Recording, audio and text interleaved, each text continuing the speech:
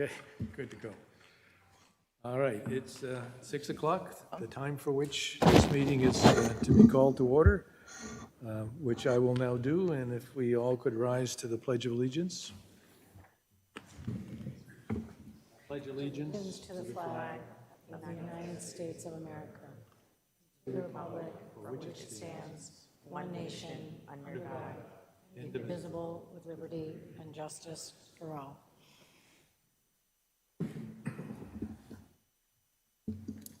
Thank you. Our agenda tonight is approval of minutes from May 24th, 2023, regular session.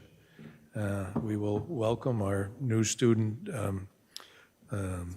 school committee member, and I'll leave the mystery until we get to it. Recognition of Eagle Scouts, superintendent's report, assistant superintendent's report, and the director of finance and administration report. School committee member reports, a building project update, citizens request, a Mill Pond School 6th grade trip, and I'm looking forward to that discussion. Photos from the student trip to Italy, and literacy program report, literacy program review presentation, student handbook approval for elementary schools, Mill Pond, Gibbons Middle School, and Westborough High School, and ABC fourth quarterly update, and a discussion, open forum perhaps, relative to the superintendent's evaluation. Although our agenda shows an executive session tonight, I don't believe that we need one. Okay, that's good. And after that, adjournment. So with that, is there a motion for approval of minutes of May 24th, 2023, regular session minutes? So moved. I'll second. Very good. Any discussion? Having none, all those in favor? Aye. Opposed? None. So it's 5-0-0. Thank you. With that, we'll welcome Hallie Pellish. Oh, okay. Hi, everyone. I'm Hallie. I'm very excited to be here. I've always looked to a career in government, and this is a fun first step, so thank you for having me. You're welcome. We look forward to your attendance with us, and keep us on the straight and narrow as we go forward. So thank you. Yeah, we told Hallie that we would give her a chance just to get oriented tonight, and then it's really nice. We'll send connections for her to have an opportunity to reach out to any of you if she has questions in the summer. And usually we give one person who kind of helps as your point person. But then we'll meet in the summer. I'll find a time either right before the start of the year. When you're ready, you can text me and we'll find a moment to sit down and kind of go through everything. So it should be good. I'm really looking forward to having you with us. Very good. Thank you. Next on the agenda is recognition of Eagle Scouts. And I see that we have a few. All right, so we always make sure that we take an opportunity to, and this is a really fun one because these two are officially graduates now, so they're out in the real world for heading into their summer. I'm actually going to ask Andrew and Hunter to come up and sit with us, and I'm going to talk with them about the celebration of their Eagle projects. You know, this is an important part of our work. I'm going to highlight a couple of pieces of what they did for our community in the work of developing themselves as scouts, and then you can ask them some questions. So first we welcome Hunter, who both of these guys are Troop 100. I'm telling him it's always a mildly enjoyable competition when I look at my 382 and my 100. We have so many vital troops here. Troop 100 is just such a strong, really vibrant troop, and it shows when you see the kinds of projects that they bring forward and the number of Eagle Scouts who continue. So Hunter has been for many years and served as a den chief and took on various leadership and training roles for outdoor skills for younger scouts and enjoyed that kind of teaching component of developing young scouts. And from there, he developed an Eagle project that worked to, I've actually walked this bridge, building a new bog bridge over the Charm Bracelet and involved needing to pull all of the old bridge material.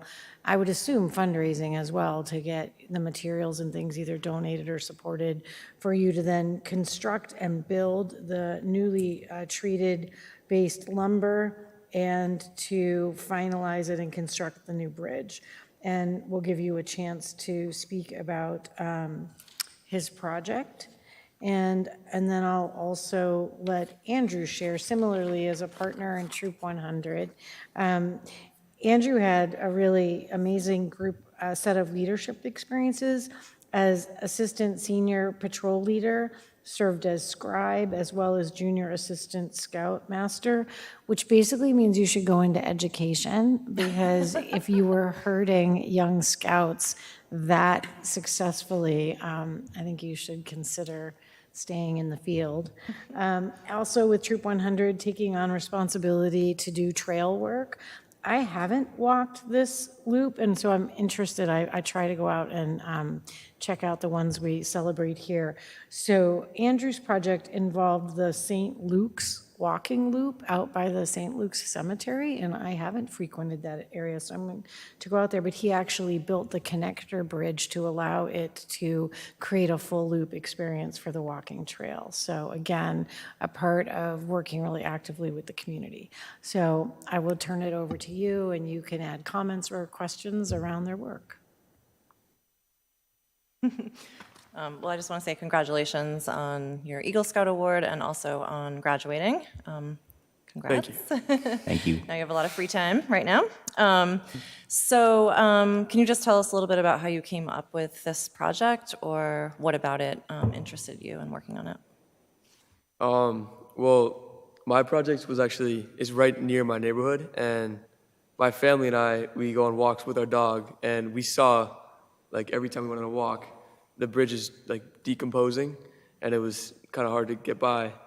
So when I was thinking of an Eagle project, I thought, what better place to do it than that? And also it was like one of the top 3 for the WCLT for like the most like needed ones. And the WCLT is actually really good about covering it. I didn't need to do any fundraising because they covered all the costs for the wood. Yeah. Great. I wanted to do something with the St. Luke's Church, because I go to that church, and that was one of the things they wanted done with the land, because they wanted to fully make it into a park type thing. That's about it. That's great. If I may chime in, congratulations to both of you. I know it's a long journey to get there. I have 3 boys doing that, so I appreciate the effort it takes. So congratulations. I know it was a long project. My question is, what's the next step? What are you gonna, what do Eagle Scouts do later? Do you plan on doing anything with the scouting later on in your life? I know this is always well received by employers. They always like to see Eagle Scouts. I've noticed that it's a big benefit to you to have that on your resume. But do you think you'll be involved in scouting in the future at all? I think when I have kids, definitely. And also just like coming back from college, just like coming to like pancake breakfast or just events, maybe like a meeting or something like that. Some older scouts do that. Sometimes they just like pop in, help out with things, just kind of contribute to everything. Yeah, scouting has been kind of a big part of my life for the past like 8 years. So I don't see how I couldn't just come back often. I suspect you're going to have your hands full for the next few years and won't have an awful lot of time to do that. But certainly your efforts are appreciated, and obviously it's a benefit not only to the neighborhood, the community, but as well as making it a little bit easier for you guys to use the trails and walk whatever animals you might have to exercise them. So that's great. Steve? Yeah, congratulations, and I want to thank you for doing these projects. What especially I want to applaud you for is doing something that gives back to the whole community. There are lots of different ways that Eagle projects can be done, and listening to the needs of the community that both of you did, I really want to applaud you for that. Thank you. Thank you. Thank you. So congratulations from me as well. This is, such an accomplishment. I know you guys are also probably super excited about your near futures. Where are you guys going to school? Or what are your future plans? You've always got this. I'm going to the Citadel in South Carolina. I wondered who that was going to be. Congratulations. Thank you. I'm going to UMass Lowell. You guys Good are going to too. be busy, yeah, definitely. They're going to cut that hair, aren't they, Hunter? Do they like shave you down when you go to the Citadel? Right, they might give you a haircut. One of the things we like to do is just recognize that it's a joy to raise students with their families as they progress through the educational system. But they're so much more than just their academics. And I think something that makes Westborough unique, and I look at Hallie across the way, who's I already know because she's plugged in on a whole variety of pieces of work and doing both community service and finding the things that give them joy and a sense of purpose. And as well as just this giant value added in our community that they put in tons of hours on these trails. And, it's not, if you walk these trails, they are well-groomed, well-marked. The lift that has gone on from the scouting community and the community land trust and the volunteers who work for them, like Scott Henderson, who works for us, gets out there and clears trails. Like, it's just impressive to be in a community where the service and the work of people really matters. So I really genuinely, we bring you here because it matters to us that you put in that time. And I want to thank you, and I think the community is much better for, you guys living here, so thanks. So the way we do this is after all that hard work, you get this little piece of paper that says you're amazing. So we're going to have you come up here, and then your parents can take a picture. So we make the school committee come out so we can do a little photo op. This is their last photo op of the season, and we'll do a group one. So Hunter, for you, congratulations. Thank you. Amazing. I just shake your guys' hands now. Well done, really impressive. All right, we're gonna put you guys right here in the middle and then kind of.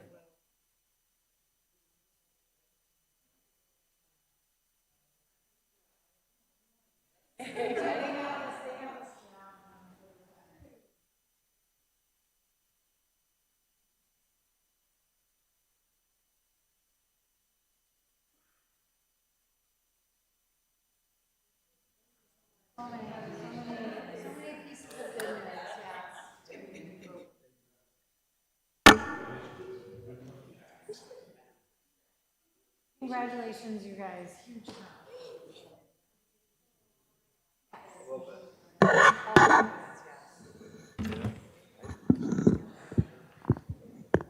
Yeah, The other one, naval one. awesome, yeah. Yeah, Citadel is, it's like Virginia Military School. It's in South Carolina, but it's one of the oldest military schools in the United States. It's a tough school, tough school. Like, what, is it like West Point? It's similar to it. There's VMI, which is in Virginia, West Point, and Citadel. There's other things to say about the Citadel, but right now it's kind of cool. Thanks, bye. I told them they didn't have to stay. Good night, all. Yeah, I was like, don't feel like you have to stay. I told them they didn't have to stay for the whole. Yeah, they've all got things to run off to, a typical kid, so. Exactly. All right. Great. Madam Superintendent, your All turn. right, thank you. So this is our final meeting before the summer. I want to start by just thanking you as a committee for the immense service you provide this community and the amount of hours that you put in to fulfill the supervision and oversight of the district and completing the implementation of our budget and using it to provide strong services to our families. We have had an incredibly successful year. It has been busy and ambitious to return communities and school districts to the full intensity of work and volume and experiences that we really have had to stage back into our lives. And it's been a very successful year with your help and your leadership, and I really appreciate it. I want to acknowledge my colleague and partner here, David Gordon, who has been a joy to work with. And I want to thank you. And we've been fortunate to have Dave's talent with us. And he brought a new lens for us to use to look at the budget and lifted that performance and brought insights to the business department and things we could do to improve. We added staff under his leadership and reorganization of aspects of our budget implementation, as well as the way he was able to enhance and contribute to our leadership team. I wish you well. And it's been, it's bittersweet to have him heading off to something else. And I hope that he carries some small piece of parts of things that he enjoyed here with him. And we will be having a window of time where Dave gets a breath to relax before he starts his new job and before we bring on our new director of finance. So we had a really long meeting today looking at the closure of the 23 budget and the work to open the 24 budget. And I think that was really productive, and Dave is really pushing the team while also leaving really good notes about what we need to do to kind of finalize that work. I'll take over really cheap operational oversight of pieces of that, working with Paige and the team, but I think it's well laid out and we should be able to move forward for closure. I certainly will keep you updated as we close out and roll forward. Typically, I update the chair or the vice chair, or I'll send you guys during the summer communications as a group just as information. I think it's helpful if you look at your email every once in a while in the summer. People might email you and you just need to kind of like keep in that habit. I will also text you if I push an important communication that I feel you need to know. While I'm letting you rest, I'm available to you all summer, and of course we're full-time and it's exceptionally busy at Forbes in the summer. So, we're kind of cranking away to open the new year. So, I take vacation week, and I'm looking forward to that in July. But other than that, I'm looking forward to you getting a break, and I'll connect with you as needed. I just want to make a couple other comments. The pace and close of the year has been really solid this year. All of our concerts have been spectacular. Our closing events, all of the going buggy and the plays and the celebrations and the picnics. Field days are happening end of this week into next week. It's full tilt on the celebratory things that we do, and it's been really positive on the ground. I know you were circulating to a lot of buildings today, kind of with opportunities to kind of see and be seen and have some special message closure. And I just want to acknowledge that I thought that we have, knock on wood, held off the rain officially for 9 years in my time here, and have been able to celebrate graduating our graduates on the field, which has been really special. And we moved pretty quickly this time. We were hopping along. I was like editing my talk while I was talking it to make sure, which really helped us all move along. But it was a really enjoyable graduation. I'm going to say this class was a really, really just really nice class. So all good. I just want to give a shout out to Project Graduation.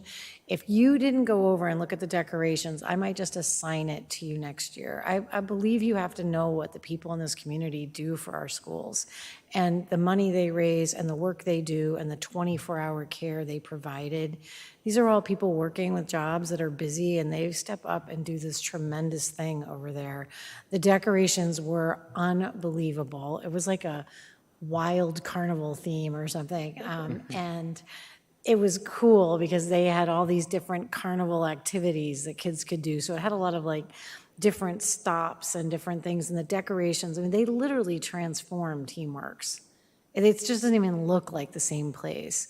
And they had over 80% participation, so they had a full return to the same high participation level they had in years past, and they even grew that participation some. And their target is always 100% participation, all covered. You just walk through the door. It's really a spectacular event. So I can't say enough about what that means to the community that they step up to keep our graduates safe for the 24-hour window between when we hand them a diploma and they wake up as graduates. And that's an interesting window of time. And knowing that there's a lot of them all in one spot feels really reassuring. So I want to give a personal thank you to that team. And other than that, we're moving towards close. We're going to be busy. And that's my report for tonight. Thank you. Daniel? I'm going to give you a report on the English language learning committee work later in today. And other than that, the just echo what Amber's saying. We're having a wonderful close to the year and felt very normal. And walking around in the buildings and seeing, the end of year celebrations and everything, being just like it used to be feels good. David? Just a very brief info update. First and foremost, I want to say thank you to all of you. It's been a pleasure, not only from a work perspective, but from a just a relationship and a camaraderie and a personal perspective of just saying thank you to all of you for everything.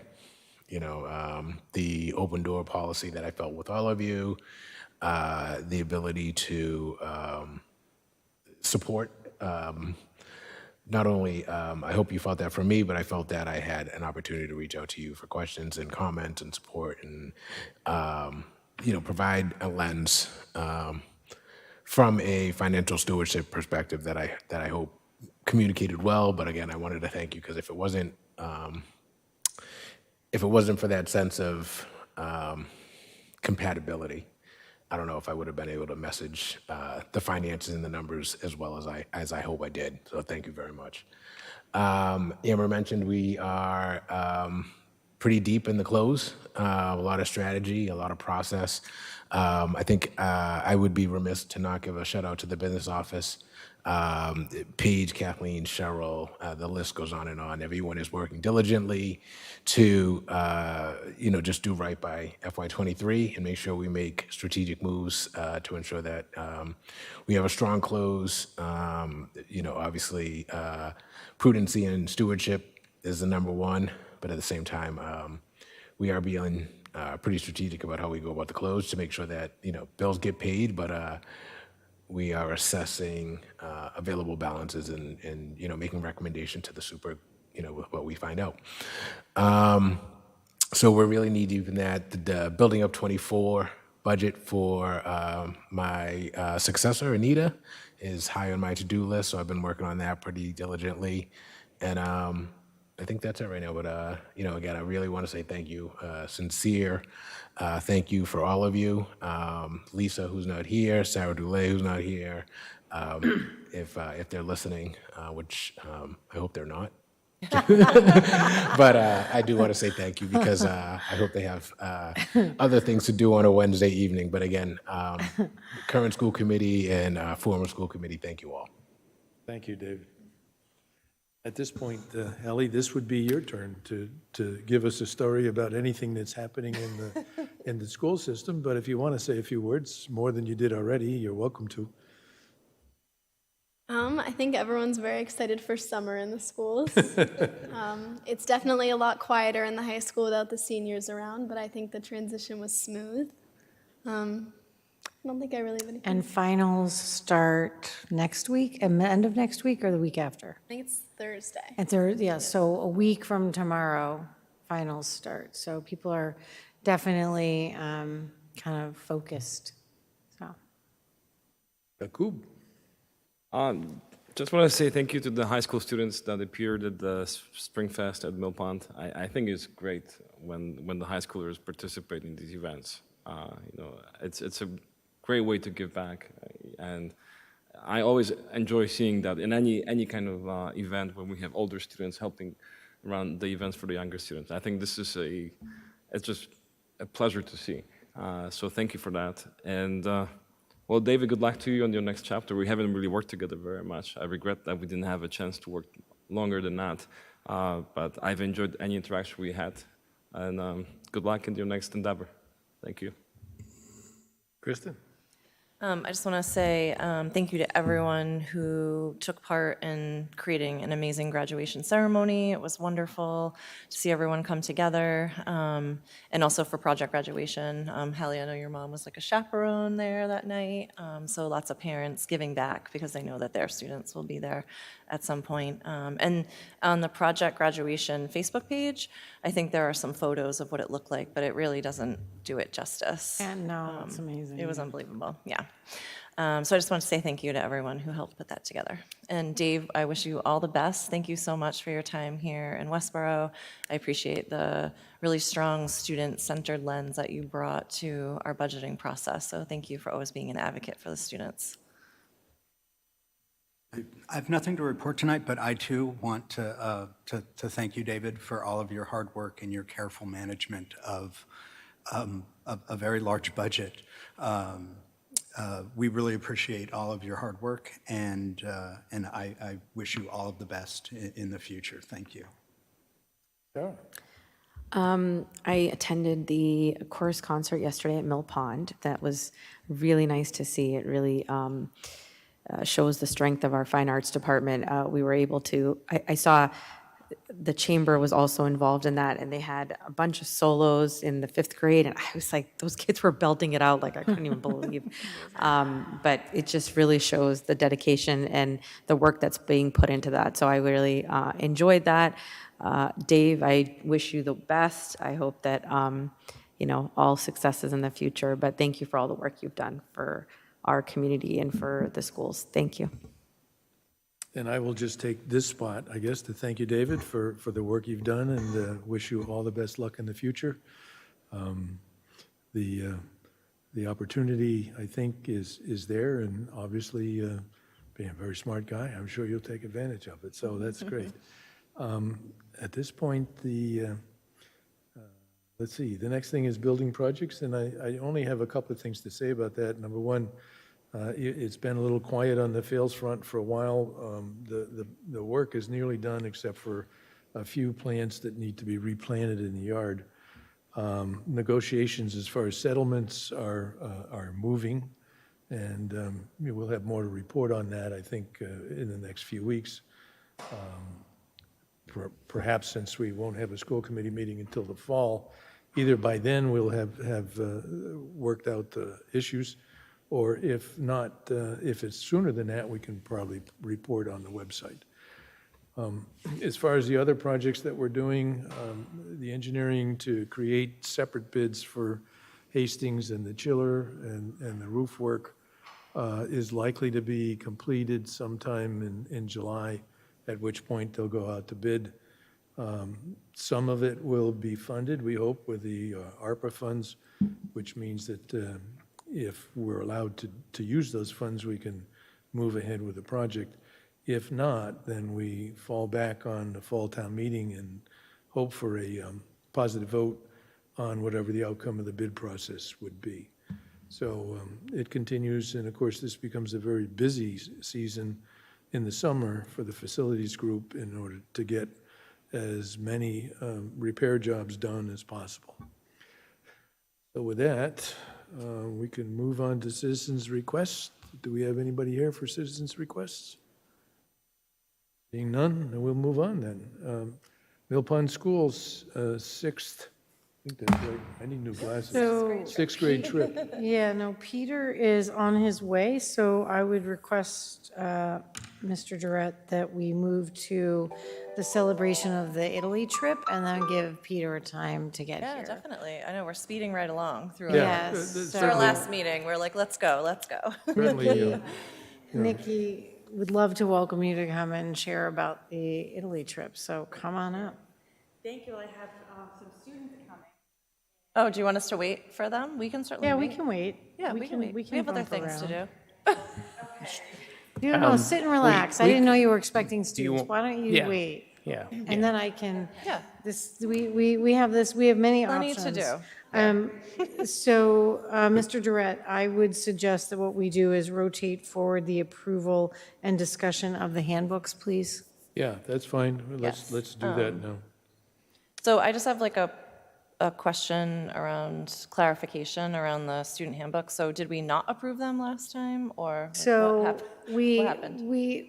so I think what's important is, and again, I felt like that meeting, sorry, apologies that I felt like we were a little sloppy on some of that procedure.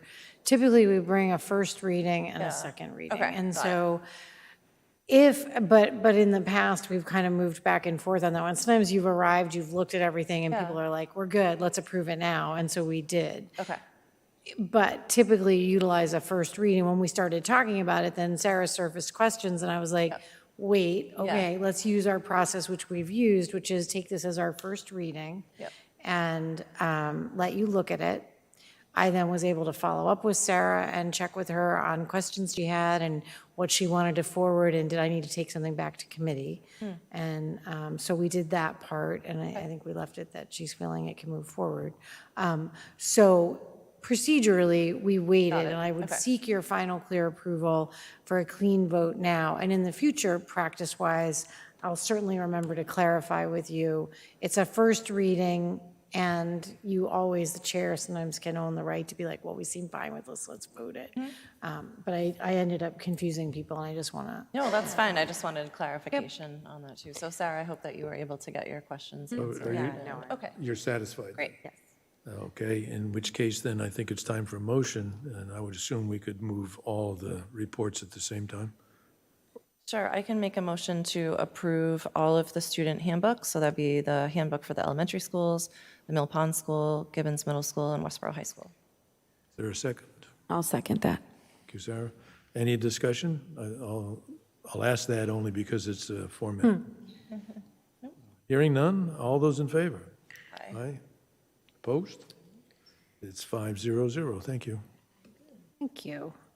So I would proceed by moving us through the agenda to the next item, which are ones that don't require attendance from many people. I would take the AVC fourth quarter update. And Daniel, the link I opened isn't showing it, so can you just open it for me? Thank you. Again, I'll take a moment to highlight this, which is you take 4 reports annually for our participation and membership in the Aspet Valley Collaborative. And so this report captures the development and projection of their budget, looking at the goals of the year that they covered, as well as their thinking around challenges budgetarily. If you want to scroll down, I'll highlight a couple. I'm currently the chair of that board, so I can certainly call out the pieces that I need to. Aspet Valley Collaborative provides the shared opportunity for service management for the operation and purchase of services, as we know, such as van pool busing, purchase of supplies, and creating cohorted service delivery when you have too small a set of sub-different groups where you might not be able to develop a program. We do have some students who attend their programming, and do many districts. And for districts that are not member districts, if they apply to send a student, they pay an out-of-district cost. So there's financial benefit to be a participant. You also, as a participant, are sustaining the life and culture of a collaborative philosophy, and they provide professional development, space for rental. And so, you know, that's kind of what we're speaking about. Sometimes people get confused and they think it's Aspet Valley Technical High School. So I just think because we actually have a couple minutes, I'm just making sure for the record that we clarify. I think the major priorities and challenges as the collaborative is moving forward centers on the fact that they have a space they are trying to renovate for a core program that is stalled to legal litigation issues with the builder. It is really hamstringing their capacity to provide on-site professional development because they had to move programming on-site until that space is developed. So they're suffering right now some kind of domino effect of the stalling of that program piece. And of course, they looked at it initially coming out of COVID, and we had a stall already on the timeline against students ready to come. So managing the collaborative is complex in tracking students and tuition base, and then also size projection of programming. It's a serious issue that the board is working on, and certainly one that I've had to participate up close on as we've looked at strategically how to keep the collaborative viable as they recover from this building issue, complete that, and then restabilize revenue streams. Their revenue stream for that program is strong, and it's currently hindered by this space and the professional development work where they found good traction, both for space rental and use, like the DESE was running programs out of there and utilizing the space, and all of that has been kind of put on hold. I believe that's kind of a synopsis of what you see in the highs and lows of some of their budgeting, and this is the written report that you can look at, if you care up close during, your read of it. So at this point, again, it's for the record that you accept the report. And then Andrea sends the minutes and the attachment of the times that we did those 4 quarter updates. All right, any questions? Seeing none, is there a motion to accept the report from the Assabet Valley Collaborative? So moved. Second? I'll second. Thank you. Any other discussion? Seeing none, all those in favor? Aye. Right. That will define, the work next year for them, and I think I'm serving as chair again. If we do, I'll get elected in the fall. Again, you have to annually appoint me. And you also know that we joined the Assabet Valley Collaborative as well. And again, enhancing our connection across the districts that circle us for both relationship work with superintendents and all the collegial work that happens with assistant superintendents, director of finances. So it's a good network to belong to those. We're currently waiting on the final approval for that because the state has to actually approve the approval and let you in.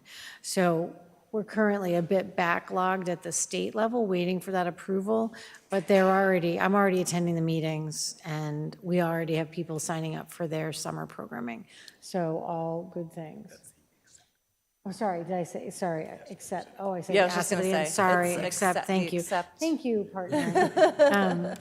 So there you go, I filled the airspace in time No, for I was going to Peter say, to that's write. interesting. I didn't realize that the state actually had to, as a formality, approve our. I didn't realize it entrance either, to the and collaborative. so I'm a non-voting member right now, Okay. so I went to their board meeting, and I think they're, allowing us to fold into PD at the anticipated membership rate, I believe, and so we're just, we're excited to be a member of both. They provide, 2 really enhanced components for us, and as a district, I think it's a strong relationship.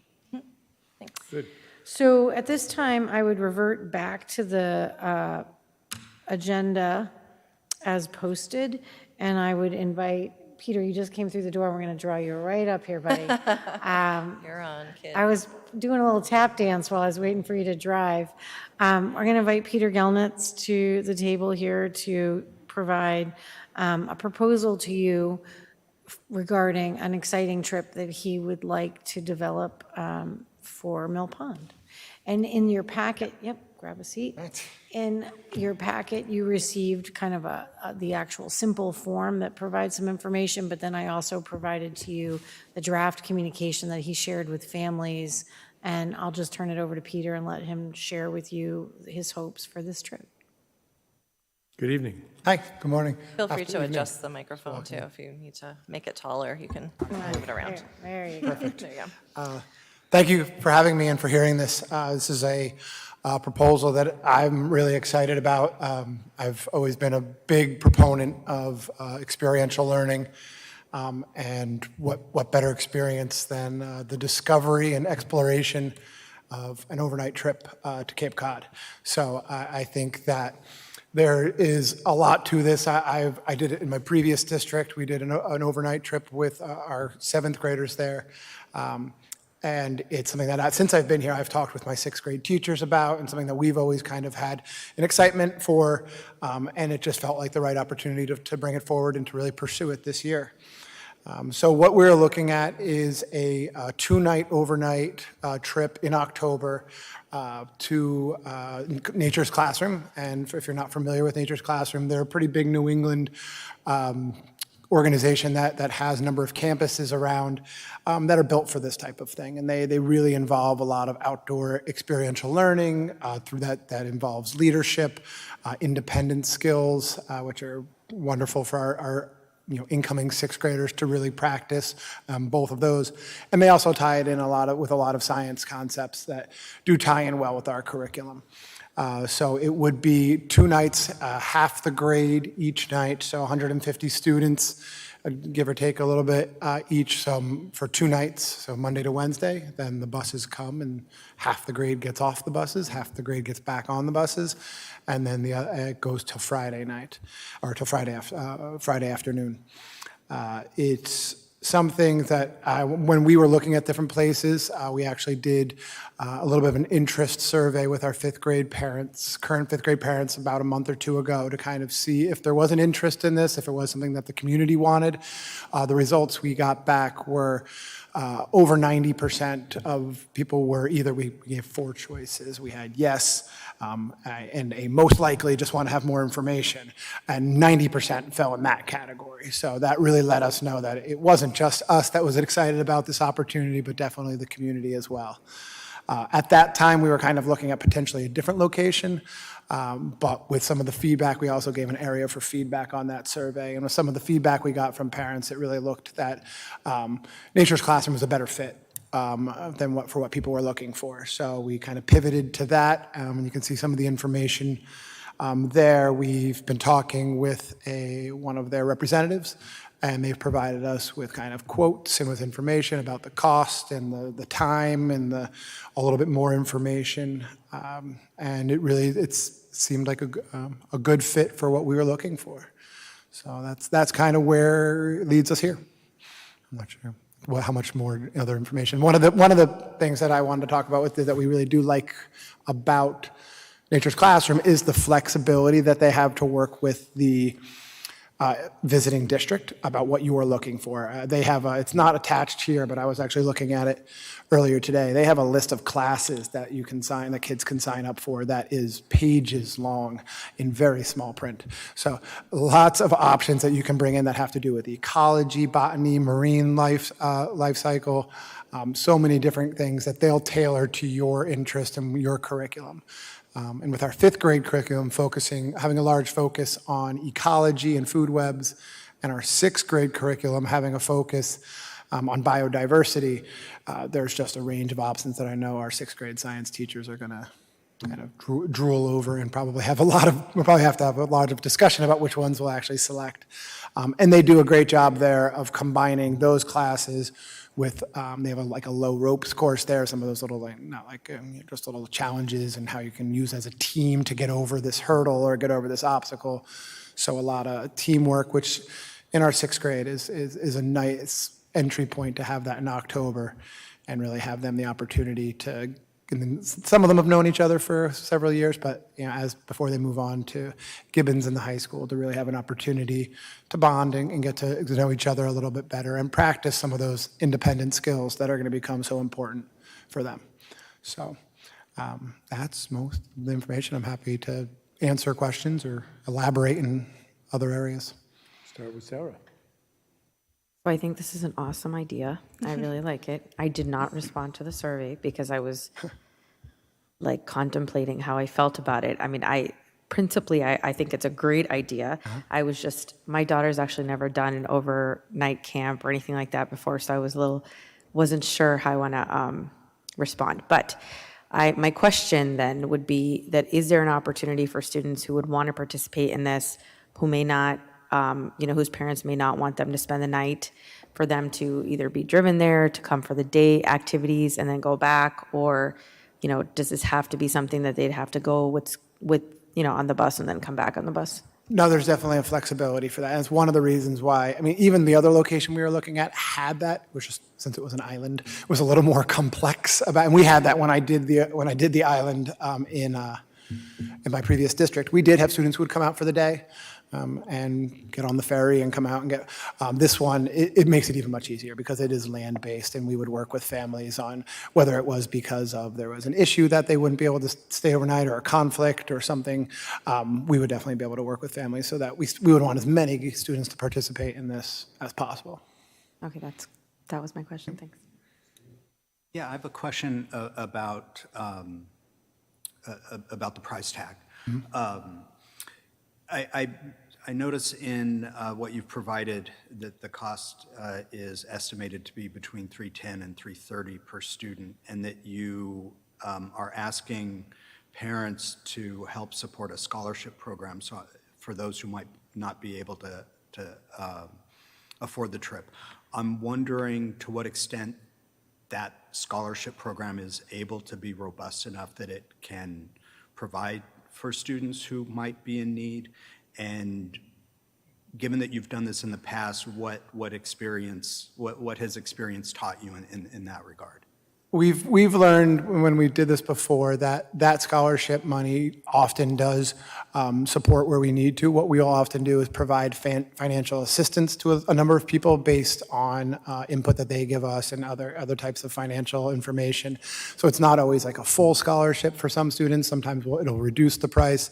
But we've never, I think I've done abroad trips for 6 or 7 years, we never had a student that wasn't able to make it due to a financial hardship.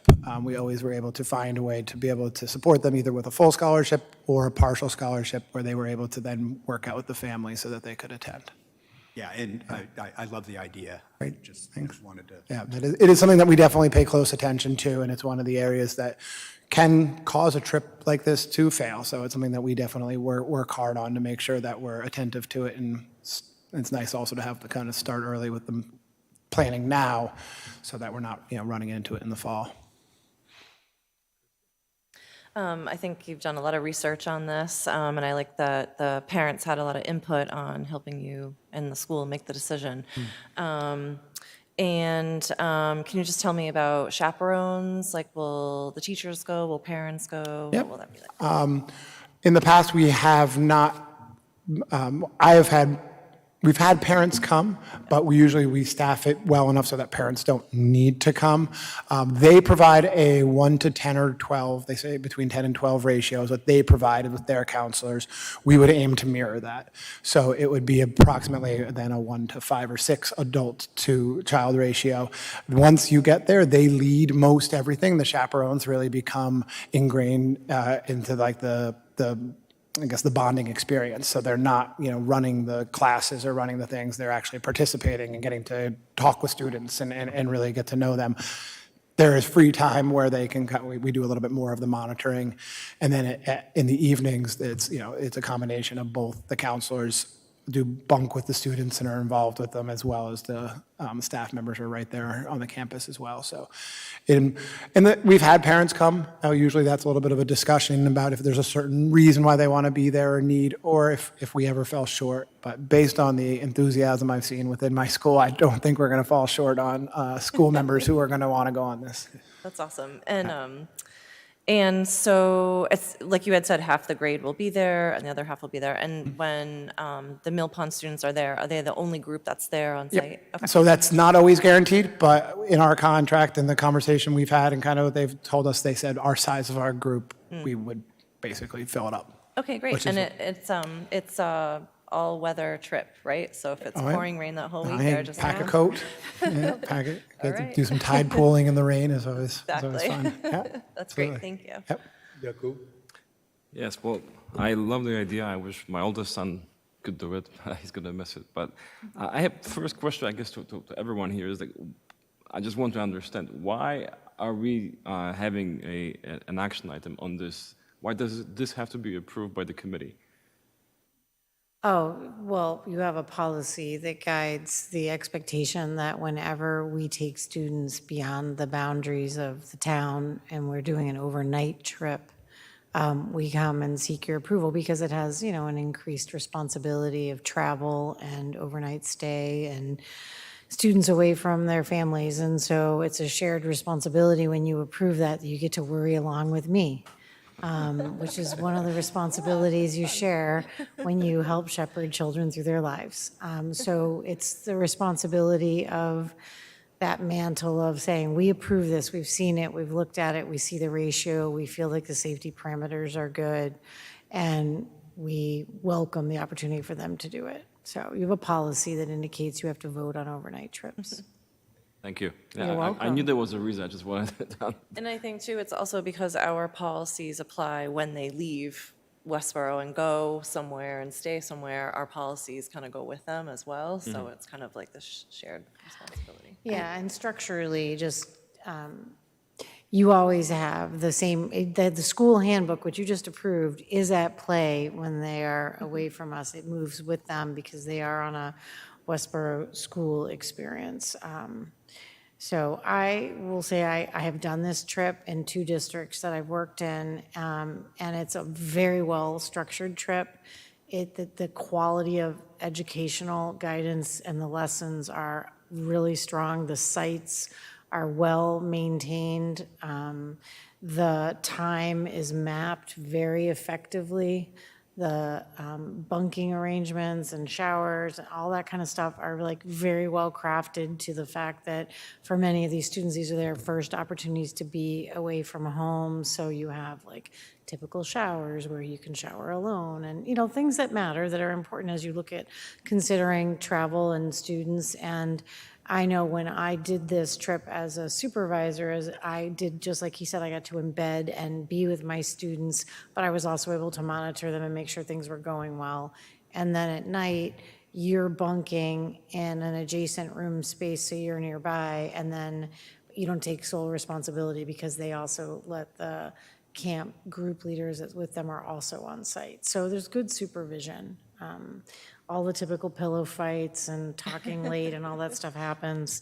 But I feel like it's a very safe trip, and the distance feels good.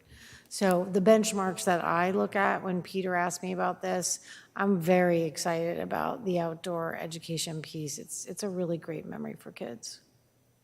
The other issues are liabilities, which are ours, and that's why it comes to the school committee, as well as insurance. There's insurance exposure as well for the kids and how they get there. And so there's a lot of reasons why it comes to us to know about it and to say yay or nay, and particularly to be able to ask questions like we're doing right now. And I have one, which is, I don't think Yakub's finished with his question. oh, I'm sorry, go ahead. If I may still, thank you. I mean, I'm glad you already answered the questions about the low-income families. That was probably the biggest concern for me. So I'm glad that you had thought about it already, which I'm not surprised. But what about the students that choose not to go, or for what, you know, for whatever reason that their parents don't want them to go? So we've handled that a couple of different ways. Some of the trips I've been on, the entire grade has gone at once, so that then that's a little more tricky because then you have 23 students stay behind, and that can be a little strange. The nice thing about how this is organized is that there's already 150 students still in that grade level that are behind. So you have options. You can either, if you know, additional 15 students, let's say, don't go out of the 150, they can be integrated into the learning experience of the other classes who are, the other 6th graders who are still behind and can be involved in what they're doing. But they can also, you can do a couple of more fun things and add on. So they can kind of go in and out of some of the other learning experiences so that they can be around friends and peers and not just in their small group of 15. But then you can also give that small group some of, you know, we have a beautiful backyard over there in Mill Pond, which you're familiar with. Yeah. We can do a lot of outdoor learning experiences right there, and we'll take, you know, the students back there so they get some of that mirrored, you know, experiential learning just on our campus instead of theirs. Thank you. Last question, Yep. I promise. What about students with some additional complexities? You know, are they also going on a trip? You know, are you providing additional support for those? Everyone is invited, and we will. They're very accessible designs in the site. The trails and everything, they're very, very good. Yeah, most of these facilities are too similar. Even when we went to the island, we had some, you know, we had students on with all different levels of physical and emotional and physical disabilities, and they attended and were fully included. And it's a really wonderful part of the trip is to see, especially some of the students who have some physical disabilities, being able to be involved in everything. All right, thank you. Yep. I have Another question? And I just Can have one question, and that is, based on the accommodations, we're talking about lodges and cabins. Since we're talking about October, what kind of heat or no heat exists in those buildings? That's a good question, and that's I do not know the answer to what they do. I do know that they run trips into November and December, so I'm assuming that they have, if not heat, they have some form of warmth, something that they plan for, that they're well insulated, because they did offer us times of November and December, and we were happy to choose October. But so I'm not sure exactly how they're outfitted, but I'm assuming. Yeah, and it's only a point in the sense that each one of those, whether you have heat or you don't have heat, is an experience as long as you're forewarned to bring the right stuff and the right clothes and a warm sleeping bag. But I only bring it up because I think that is a component piece of information that's probably a We'll good definitely thing to inform families before Yeah. we go of Yeah. what it looks like. I think Sarah has. Yeah, so from the feedback that you received, though, you didn't have much in terms of indicators that people were resistant to the cost? No, and we priced that one just around the same price as this one. And I think out of that percentage, I think the second question we asked was, would you be willing to donate to the scholarship? Is this price point just right? Or would you be looking for support from it? And I think we had over 40% saying that they would donate to the scholarship. And then I can't remember the percentage off the top of my head, but I think it was probably around 50% that said the price point is just about right. So again, 90% said the price point was right, or 40 of that percent said they would be willing to pay more. So that's when the experience we had in the past is usually if you can get around 20% to donate, you're So then my good. only other, sort of concern slash something for me to think about is just sort of what Yakub touched upon, which is if there's, for whatever reason, kids that don't want to go or don't attend, we want to make sure that it's not, that they're obviously not feeling excluded, meaning that then the kids return and then their lessons are planned on or based on what they just experienced necessarily. I mean, that's great, but then you're also have a certain population of kids who may not have attended. The other thing is, I imagine it gets tricky because if you have true 90%, of the students that are going to go, I imagine you're going to probably, if I'm just guessing, that you're going to do it by teams or halls in terms to keep it cohesive. So in that case, then you may have a child or so who's in a classroom. So I don't know how you guys are planning to navigate that, but We've done a couple of, I've done a couple of creative things where when I was in one grade, it was an 8th grade trip that was for a full week, and they would really create kind of almost like I forget the term, but it was kind of like there was like a theme to the people that stayed behind, almost like an adventure theme. And so they had it was more than just like going to class and then going for a walk in the woods. Like there was kind of like goals that they were trying to reach and work as a team.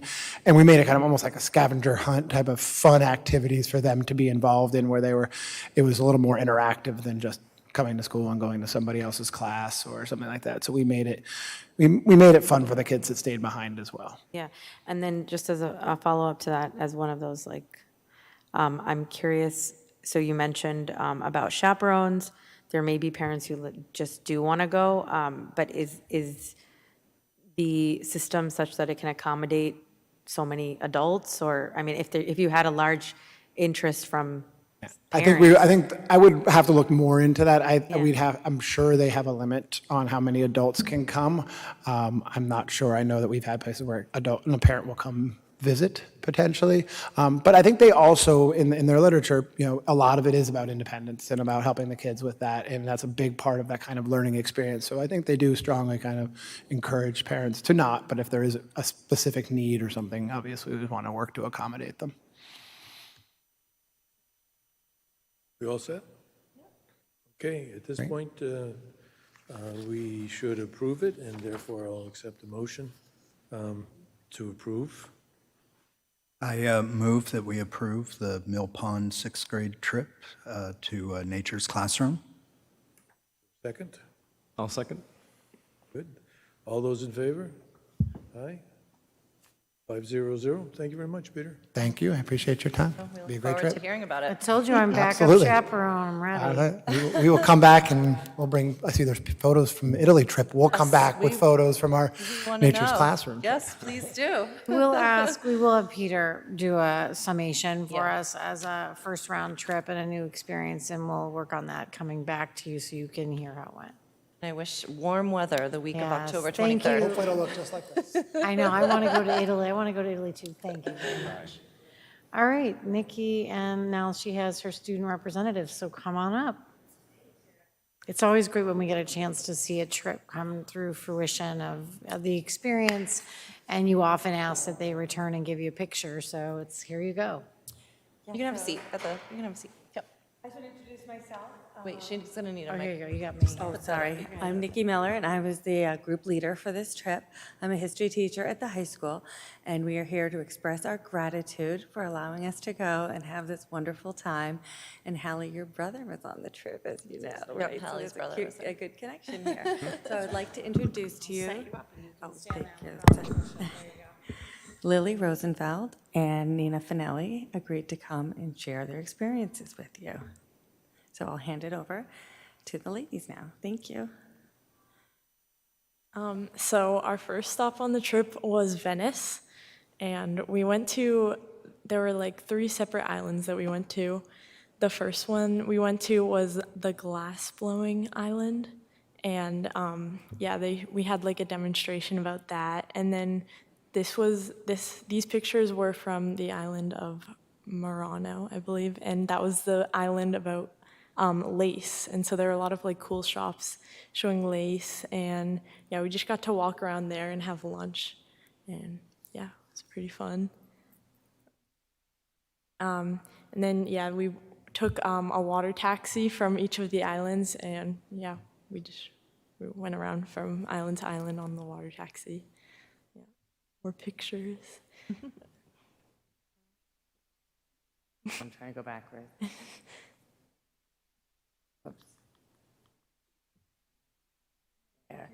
Yeah. So this was on the main island of Venice, and we went for a gondola ride. That was probably my favorite part of the whole trip. It was really fun. We were all in little gondolas with our friends, and it was fun. We got to just relax. So I've never been there before. Do the gondolas go fast in the canal, or no? It was pretty That's slow. Yeah. Yeah, we just got to look around. It looks like there are a lot. Like is Yeah. it crowd like traffic sort of like? We had some like a couple like little collisions, but they kind of like they knew how to navigate that kind of thing. They were very skilled. They're all very like low, like nobody got nervous or anything. They're very low stress. Oh, I'm sure. Yeah. Yeah, so our second stop was Florence. So we only spent 1 day in Venice, and then we went to Florence and spent 2 days there. And our first day, we walked around. It rained the first day, I think. And then our second day, we had the whole day to ourselves. So normally we would go on, so yeah, that was us when Lily and I and a group of friends went to see the Statue of David, which was, I think, one of the biggest highlights of Florence, because it was just, I remember Lily walking in, she's like, oh, I found him. And she was just like right there. And it was just really cool. It was, that was in the Vici. The Academia Gallery. Museum. And so that was really, really cool with Florence. So that was the Uffizi? No, the Uffizi, we didn't go into that one. No. The Academia we went into. But that was on our free day, which Lines are pretty long to get in there unless you've Yeah. got, lines are long. It all signed up. We had a couple of fast passes. Yeah, we made a reservation. so Yeah. it was That's nice. good. Yeah. But a I group did see- go to the Uffizi to see the paintings. A group did go. So we did have Couple of- kids. a They couple. got free choice, which was really nice. Yeah. I see your rain gear there, Nikki. It didn't rain for long. The weather was actually beautiful overall. Yeah. Yeah, and that was in the central square in Florence, and so yeah, that was kind of like where we would meet up. So like every day would be like our tour guide. His name was Francesco, and he would have us meet in one area every day. And we would do like an organized tour, and then he would send us off and say, go eat lunch, whatever. He would sometimes give us like recommendations of places that he knew and that he liked, and then he'd say, meet us back here. And so it was very flexible and kind of independent. So like Murano and Burano were famous for glass and lace respectively. Do you remember what demonstration we got in Florence, what they're known for? Leather. I did not know that before we went. Beautiful leather, yeah. Also jewelry on the bridge. Loved that. The Ponte Vecchio, I loved that. I think is that in Verona? No, that's in Florence. I think. That's Florence as well. Yeah, Yeah, that was like near the river place. Oh, yeah. Yeah, we took a couple of big group photos. Yeah. So yeah, that was fun. And then Rome, the first day we went to the Colosseum, which was absolutely amazing. It was really hot that day. And we spent a lot of time in the Colosseum, and I thought it was amazing. It was really cool. We had like a guided tour of it. It was really cool to hear about like all the history, and then we got to like take pictures, and it was really fun. So was it bigger or smaller than you thought it would? Because I'm sure you've seen pictures Yeah, of it it. was much bigger. Yeah, it was like and this happened like a lot with like major like buildings and like landmarks. We would just be driving, and then you'd turn a corner, and the Colosseum was there. Or like The city. yeah, like, and he's like, yeah, it's one of the wonders of the world just right here. And so, yeah, that was cool. He told us about gladiators, and he showed us about like how like the foundation is completely visible when you see it, and like where the floor actually was covered. And so it was he knew everything, our tour guide. How many days were you in Rome? 2 days in Rome. Where'd you stay? Where did we stay? We We stayed like way outside of Yeah. all the cities. We typically didn't stay in like the actual city. We would stay in like a suburb outside of the city, which was also amazing when we. That's when we stayed on the lake. Yeah, we at a stayed on the hotel lake that in was on a Rome. lake. So the sunrise was very nice for 2 days. Yeah, and that was. I think we were all exhausted. I remember in this picture. Yeah. This was like the forum. Yeah. Right. Just like ancient Roman ruins. A bunch of cool ruins there. Another all-group shot. We had 33 students and 5 chaperones, so a total of 38 people went. And yeah, and this was we went to the fountain. What was the fountain? The Trevi Trevi Fountain. Fountain. That was on the second day in Rome. Yeah, we went to the Trevi Fountain, and we threw, like the quarters like over your shoulder, and you would throw it and try to get into the water. And that was another one that just came out of nowhere when you'd be walking, and it was just the Trevi Fountain. Was it crowded? Was it crowded? Were there a lot of Really people? crowded. Yeah, it's usually. That allows you to go back, right? By throwing the quarter over your shoulder. Yeah.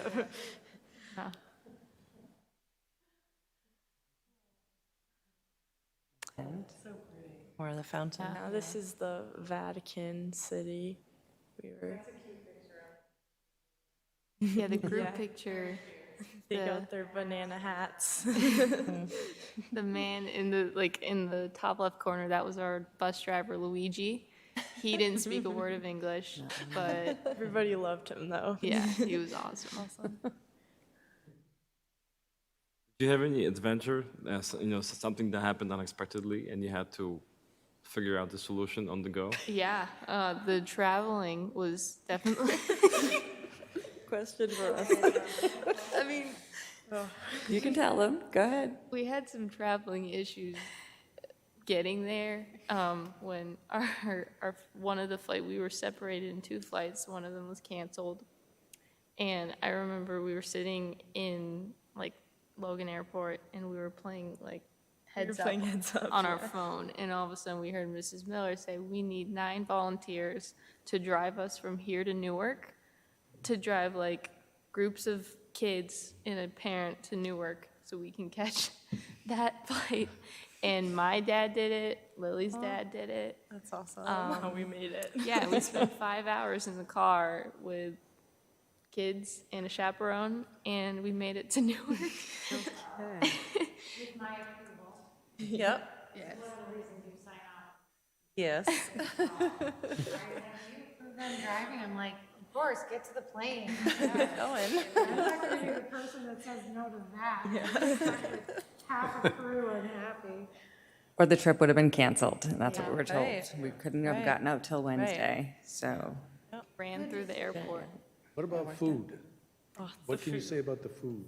It was absolutely amazing. Like it was so cool. And Francesco told us the things to eat and to order at restaurants, especially in Venice. He told us to get fish. He was like, you have to get fish 'cause we're on the water. And so he guided us with the food. Yeah, like each stop, he would tell us like what they were known for. Yeah, so we tried to try different things at every place. Yeah. And Isn't it interesting to see how the Italian food is so different here, how it's evolved to It's not become what just it is pizza. and what real Italian food is? Yeah. You're like, where's the pasta? Yeah, we had when like for dinner was always provided for us, and it wasn't like you could just order anything. It's like they made what they made, and then you ate it. And so like there was like zucchini stuff one night, so it was very different than just pasta and pizza. Thank you for coming and sharing. We appreciate it. I'd love to hear about our trips. So do you think And again, you'll we go thank back? you. Sorry, what? Do you think you'll go back? I'd go back, yeah. So I'll tell you, this is such an amazing experience to have. When I was in high school, I went with Miss Pisha, I think it was, to Spain because I was taking Spanish at the time, and our class went, and it was, I mean, I will never forget that trip because, you know, you can look back at it now and talk about how it was a really great experience, but look back at it in 20 years and you're going to be like, it's just so memorable. So I'm glad you guys had that experience and we're fortunate enough to go. I think one of the things that at least I've espoused, and I think all the committees I've served on as part of the school committee, has been to foster such trips, because I think the learning that you learn in going to somebody else's home, somebody else's territory, the food, being able to talk to people, struggling if you have to struggle, but usually don't have to, at least in the major cities in Italy, with English, because almost everybody can speak enough English for you to understand. But if you get into some of the local areas where they're speaking Italian, you got to try to figure it out. It is the experience that as Sarah says, you will take with you for the rest of your life. And so as a result, I've always been a sponsor for the school committee to have these kind of trips offered for those that are able to take advantage of that opportunity, because you learn so much. And it also puts you to figure out how to solve problems that happen to you instantaneously. Yes, And whether or not Got you the leave a award jacket for most somewhere, or, you know, all of those things that become the little bits of life that Oh, you yeah. remember Yeah. forever. So Thank hopefully. you so much, you guys. So glad you enjoyed it. My thank you to son your- went to Rome, and he was there when they elected the Pope. And so you get like opportunities, and you guys got a travel experience, which was really unique. And Yeah, thank you to your you'll always parents for remember helping you out. can Oh my gosh. you can get there somehow. Yep. So thank you, Nikki. Thank I think you. it's really important. We can For only sharing do it. these trips when our faculty thank you. step up to participate. Was your driver always trying to be Mario Andretti? And all those curves going up and around the mountains? That was the only problem I had is, Car sickness. yeah, Yeah. yeah. Well, we hope you take another trip. You have time, right? All right. Thank you so much for Thank joining you. us. Thank you all. One of the things I'll just recognize, because you've now heard about 2 trips tonight, is that it's called out in our strategic plan to develop next year. It was not this year, but into next year. Starting to develop a travel fund where we work with companies and different organizations and families to develop a revolving account that would allow us to support travel for all students. And so, you know, that's supposed to be next year's piece of this work. And then Brian is working at the high school with the amazing group of people he has that do these trips to put together a profile of organization to actually lay out the trips over a 4-year experience where you can see the trajectory of opportunities for travel. Great idea. Touching into humanities, sciences, the languages. So a thoughtful program so we can kind of think about it in a holistic way.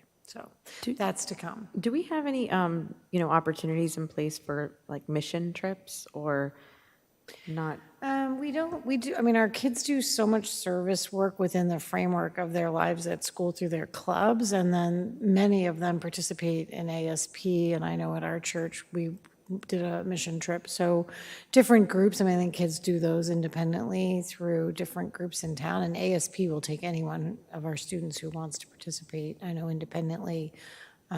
So not specifically, not that we couldn't, but it's not been a part of what we've done. Although they've left, but I will say that in some of our other trips, I know when they go to Galapagos, that they do sometimes a service immersion where they might be going to a place where they might volunteer in order to immerse themselves in part of the culture and to spend time with people.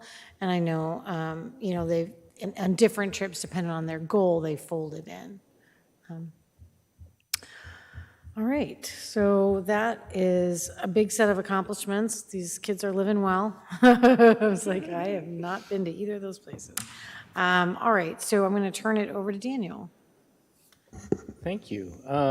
So I have a lot of help in delivering this report, and I'm going to invite my co-presenters up here. Maybe you could bring two More chairs. more I sort of pulled them up for you. And so let me give you some context, and then I'll introduce my co-presenters here. So periodically we'll do a review of a core content area and a deep dive into a curriculum area, and this focuses on literacy and looking at kindergarten through grade 12 literacy program. But when we do these deep dives, we get an assortment of professionals within the district to think about and examine our current practices. And always we have many things that are happening, that are right on target and where we want them to be, but we would assess ourselves against best practices and think about ways in which we could refine our practices.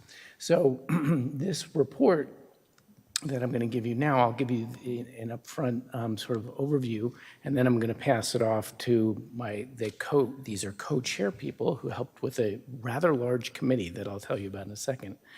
So this program review, like all program reviews, is basically looking at our instructional practices and our curriculum and our assessment practices, sort of like the whole sort of package of what we deliver. And so looking at English language arts, we wanted to look at how well aligned our program is and how it's doing compared to best practice. So there's some essential questions that guided our work here. Looking at our delivery model in our elementary, middle, and high school, and how does that look? Looking at our curriculum and our assessment needs of our students, what do we currently have in place, and what could we change if we felt we needed to, and how well aligned is the program, how well aligned is it both vertically across the buildings at the K-3 level, and then even within grade levels within Mill Pond, but also I was saying vertically, horizontally, and then vertically from between grades, because it's important that we have expectations that are coordinated as the kids get older and their skills progress in a logical manner. And so this committee, just to give you some context, was formed a year ago in May of 2022. There was a committee that we pulled together just to focus on early reading development. And as you know, phonics discussions have been front and center in the news for the last several years at the national and state level. And we felt an urgency to want to look at our own phonics and early literacy practices. And that committee just did a deep dive on that particular subject area. And as a result, we adopted a new phonics program that we started implementing last fall that we believe is one of the best phonics programs that's out and available. And we changed our assessment practices to put in some screeners for catching students and assessing their needs starting in kindergarten. So a few times a year, 3 times a year, we give the Dibbles test now as a result of the work from the first committee. But that committee, again, was tightly focused just on early literacy. This committee, which is a very large committee of 43 people. Like a power team. I was like, It's wow, definitely a look at power that. team. And if not only, is it a power team in terms of the number of people, but also the variety. We have, department heads, we have classroom teachers, we have reading specialists, the director of ELL teachers, special education teachers, and we had a couple of building administrators on the committee as well. So, and this is where I get to hand it off to my co-chairs and introduce them at the same time. So we have, basically, this is our English language arts powerhouse leadership professionals here. So we have Stephanie Nephew, who's on the left, and she is currently a 4 to 6 ELA coordinator. Christina Cooney, pre-K through 3 coordinator of ELA.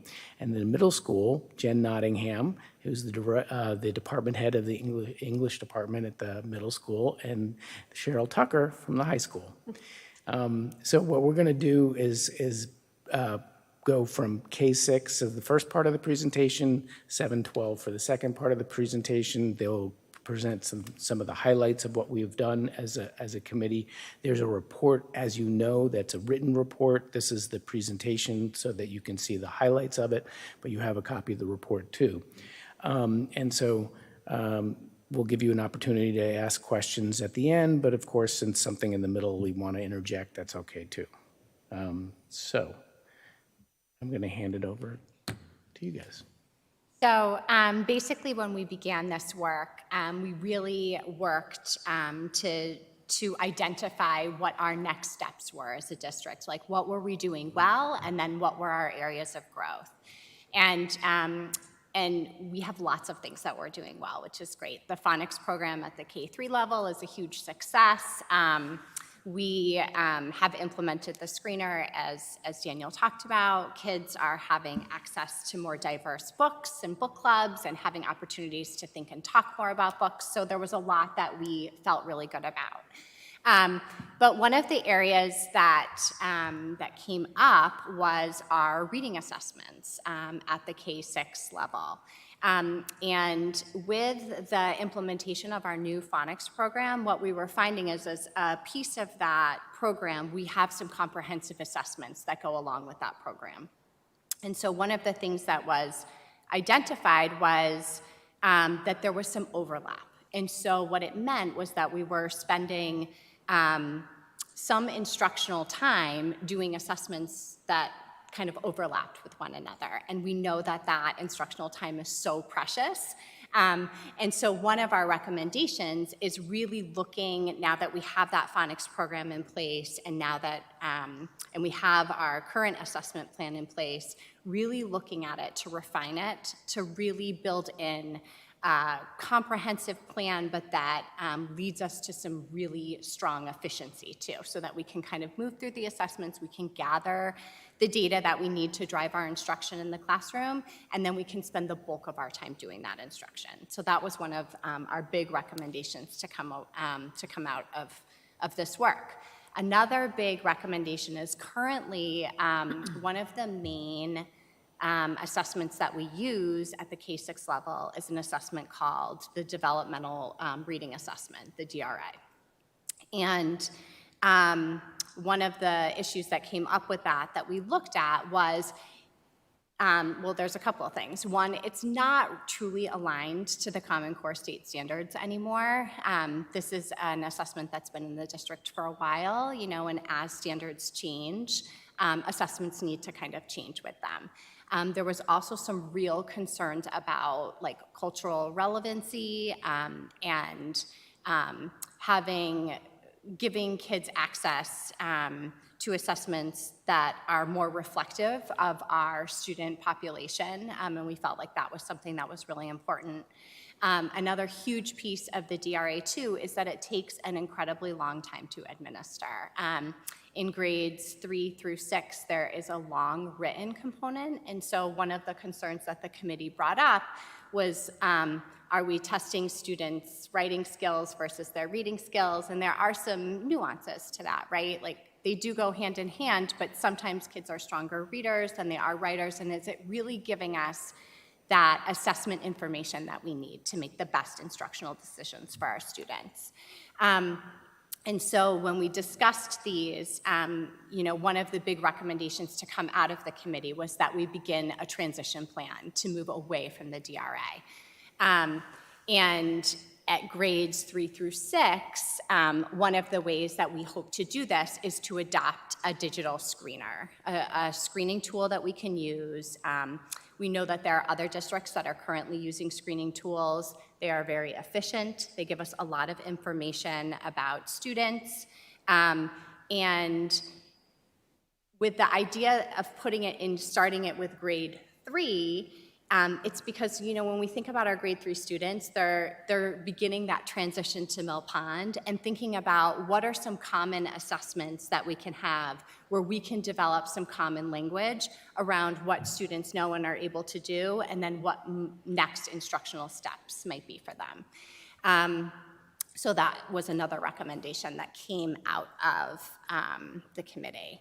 And then finally, we feel it's really important to continue to build students' love of reading and their reading volume, and thinking about putting a structure into place where we can really track how much students are reading, and then again, how can we support that in our instructional work.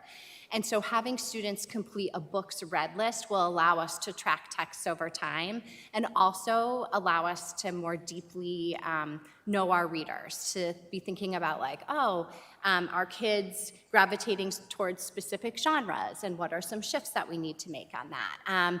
Or are kids reading books from a specific time period, and might we want to increase that? Some kids like to hang out at World War II for a very long time. So thinking about ways that we can kind of broaden that. But then that also allows us to think about that vertical alignment that we talked about earlier, which is so that we are increasing the complexity and the types of texts that kids are reading as they move through the grade, so that they're not reading the exact same books in 3rd grade, and then again in 4th, and again in 5th, and again in 6th. So really thinking about what are some ways that we can use that books read list as a tool to help us solidify that vertical alignment as kids move through the grades. So those were our 4 big reading assessment recommendations. One question, just to understand, the adaptive digital reading screener, is this something like Lexia? So the adaptive digital reading screener, 2 of the most well-known ones are Star 360 and iReady. So basically, they are given on an iPad or a computer, and basically there's different types of questions, but there's multiple choice, kids read a passage, they identify different things, and then the computer basically is tracking, what students are able to do, and then what they need more support with, and then a report is kind of printed out, and so we get that information. Thank you. I have a question. So do you see the transition away from the DRA to a more comprehensive assessment, is that separate from the adaptive digital screener? So there'd be a separate, truly comprehensive assessment? So yes, I think, so here's the thing. Digital screeners are great because they allow us to efficiently assess kids quickly so that we do have more instructional time. But what it's really going to do is give us a hint of where we need to dig deeper with students. So if a student flags because of low phonics scores, then we need to administer some additional phonics assessments. And so so we'll need both and. Okay, thank you. Part of the plan is to develop an if-then sort of statement around, when we get information from the adaptive screener, then what's the next layer that we're going to do? Right, it's almost like tiered interventions. Yes. And one note, just anticipating that it might come up because it came up at the Literacy Review Committee, we are not recommending an adaptive reading screener for K2, and that's very intentional. And that's because typically that data is not super reliable. Kids can get an iPad and flick through really quickly. In kindergarten, they might not have the technology literacy to give us the information we need to see what students really can and can't do. And we also feel incredibly strongly at the K2 level that having opportunities for teachers to listen to kids reading, connected text, and taking some notes on that, and then asking some questions about text is really important. So that also leads to having it be the both and piece.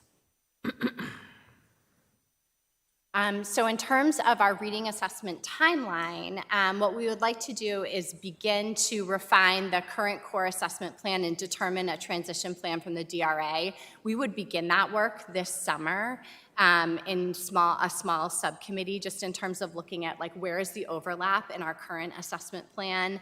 And then the transition away from the DRA is a longer conversation, but really thinking about what are some other comprehensive assessments that are out there, developing that if-then structure that Stephanie just talked about. And then in 2024 and 2025, fully implementing that refined assessment plan, and then obviously collecting some feedback and making adjustments as needed. In terms of grades 3 to 6, we need some time next year to really research pilot a couple of different digital reading screening tools to see which ones are really going to give us the information that we most need about our students, and then thinking about how can we develop a year-long assessment schedule, and then what are those protocols, and how does the information that the digital screener give us lend itself to the other assessments in the various protocols. And then our goal would be in 2024 and 2025 to implement this new screener across the district and the assessment plan, and really, evaluate how it goes, essentially, and make refinements as needed.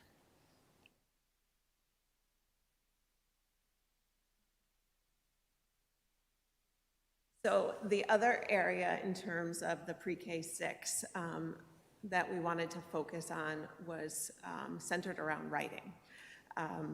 It was a very large committee, but when we did the work and started to sort of unpack where we wanted to make some improvements, it was very universal that people were bringing up sort of areas of writing instruction.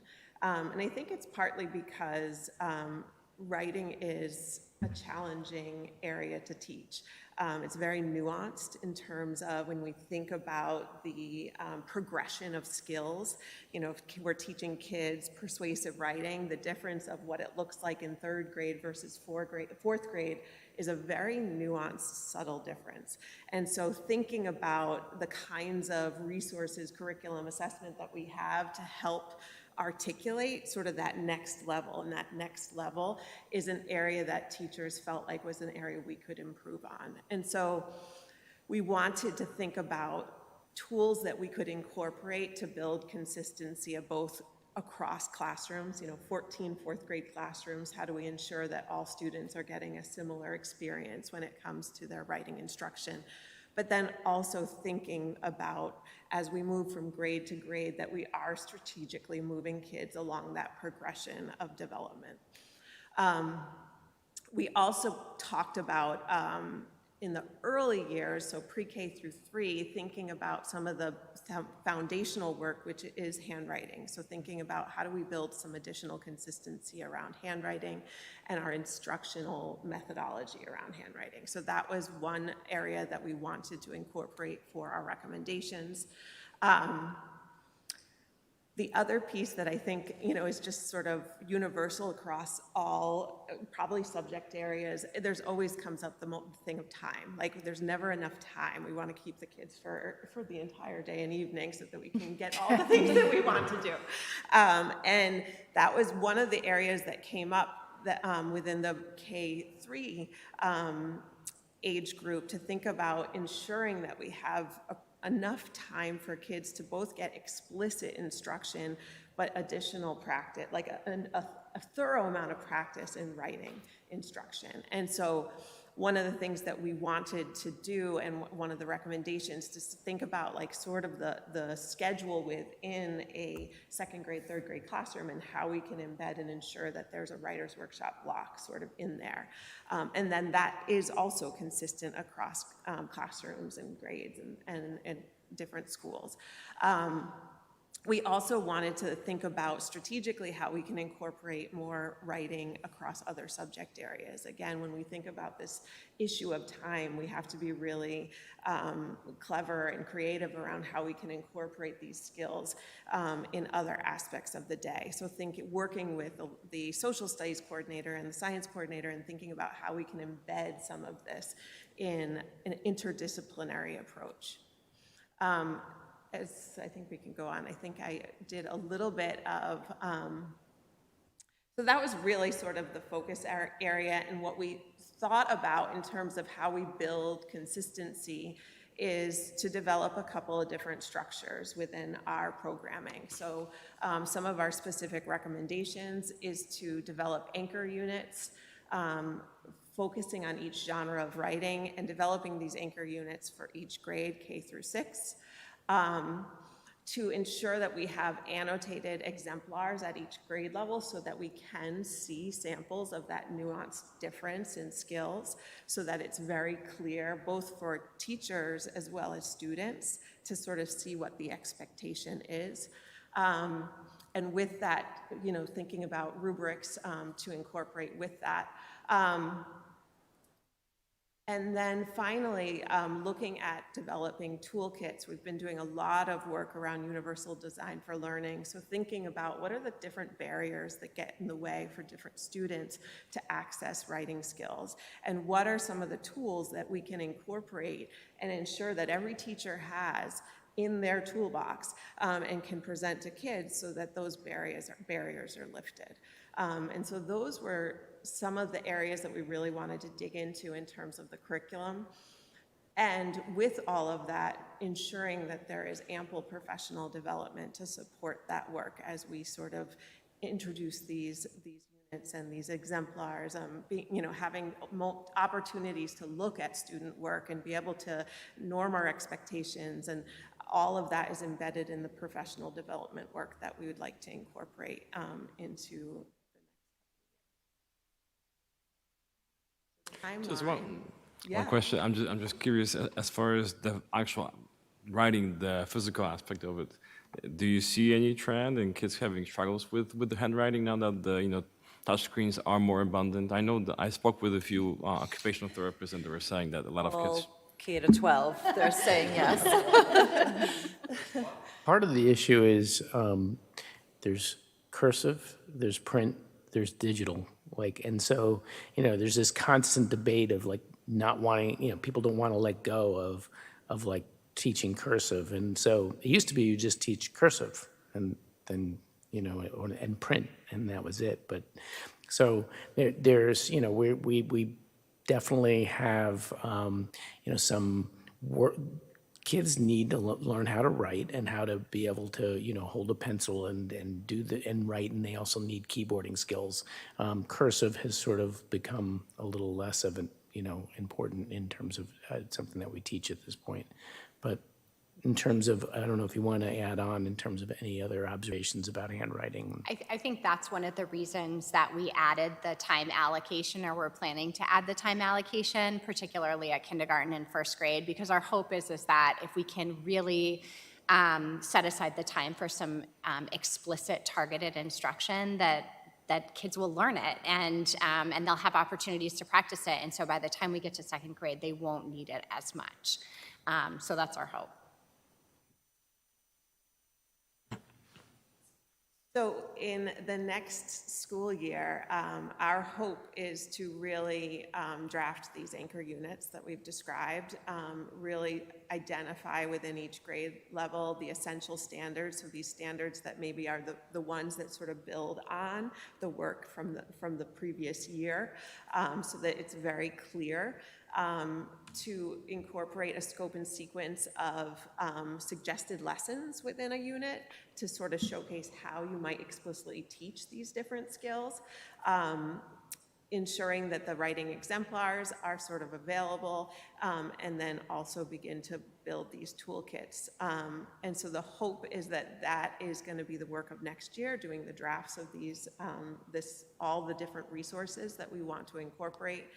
And then start to pilot some of them within the year, ideally, and then begin to develop implementation plans and professional development for the following year. And continuing on with 7 through 12, we also started looking at skill development and that vertical alignment piece.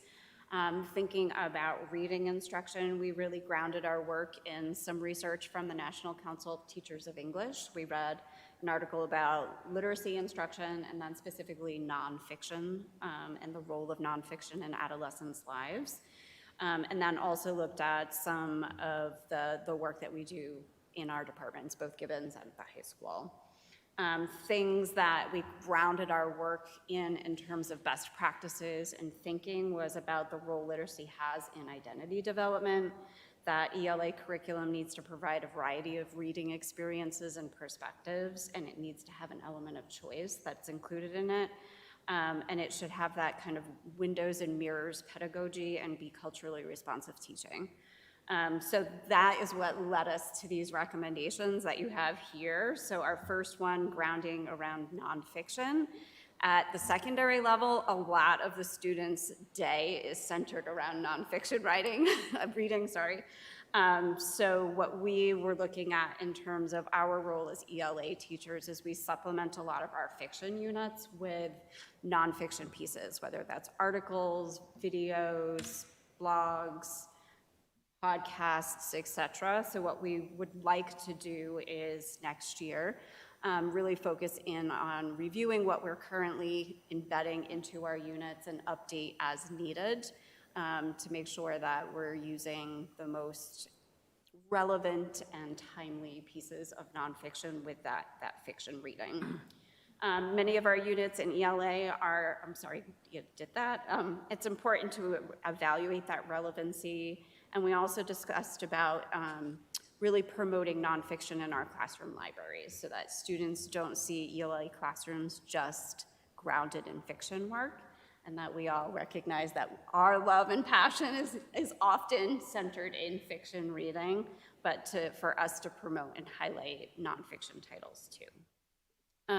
We're also looking at having a subcommittee review current practices and research on how to embed choice reading into the curriculum, specifically with the goal of making recommendations for vertical alignment to make sure that skill development is moving from grade level to grade level, thinking about how you embed instruction in that, how you do accountability and assessment with that piece.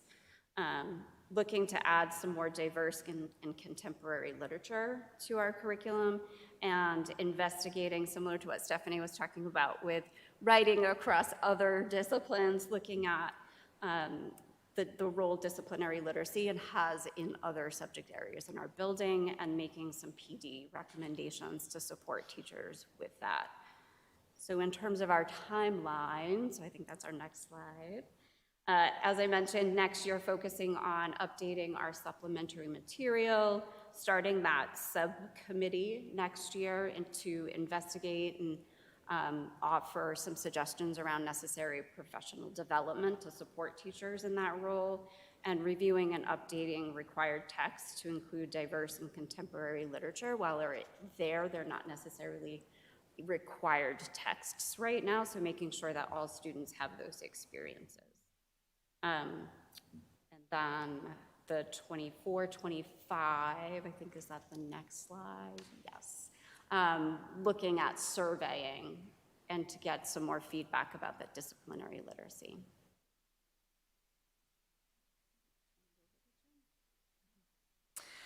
All right, so the second area that we focused on, grades 7 to 12, was also writing.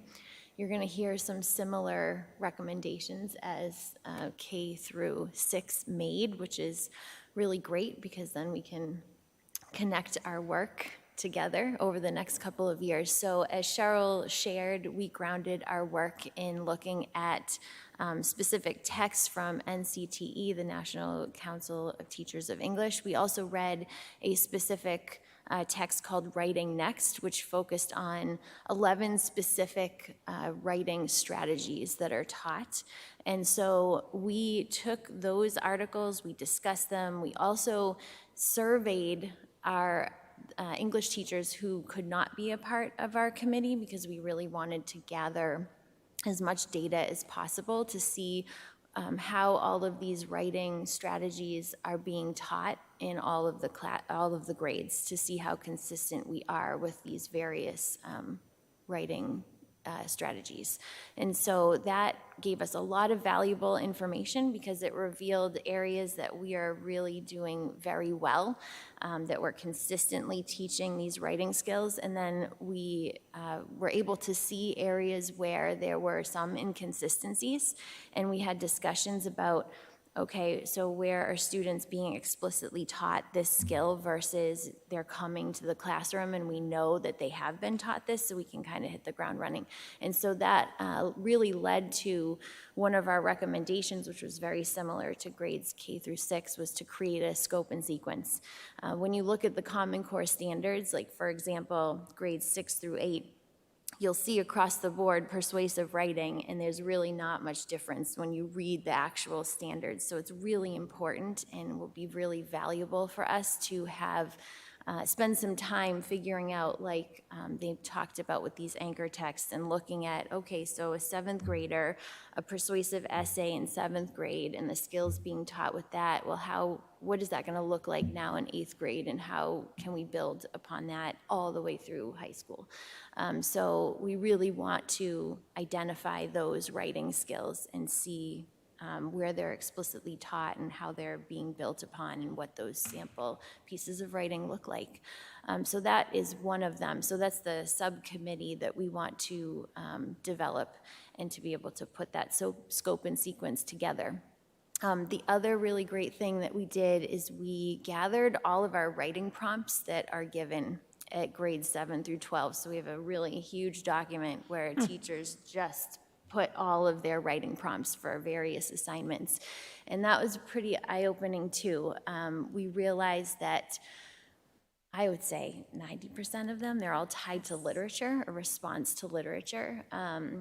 We definitely saw some positive things from our writing prompts that we clearly have been working on adding student choice and voice, but we want to incorporate more of that since we are focusing on UDL so much. So another recommendation is developing more writing prompts that incorporate student choice and voice. We also want to make sure that at every grade level, we come up with one common writing assignment that is not tied to literature, so that it really provides students an opportunity to write for different purposes, audiences. So it's really, so they're not just given narrow, writing prompts. We really want to expand beyond writing that's just connected to literature. And then the last recommendation that we would like to investigate is what types of writing are being assigned and taught in other subject areas. So we would like to kind of survey other subject area teachers and find out what they're teaching, explicitly teaching or assigning, and then give recommendations for professional development in order to promote that writing instruction across all subject areas. So that brings us to our timeline.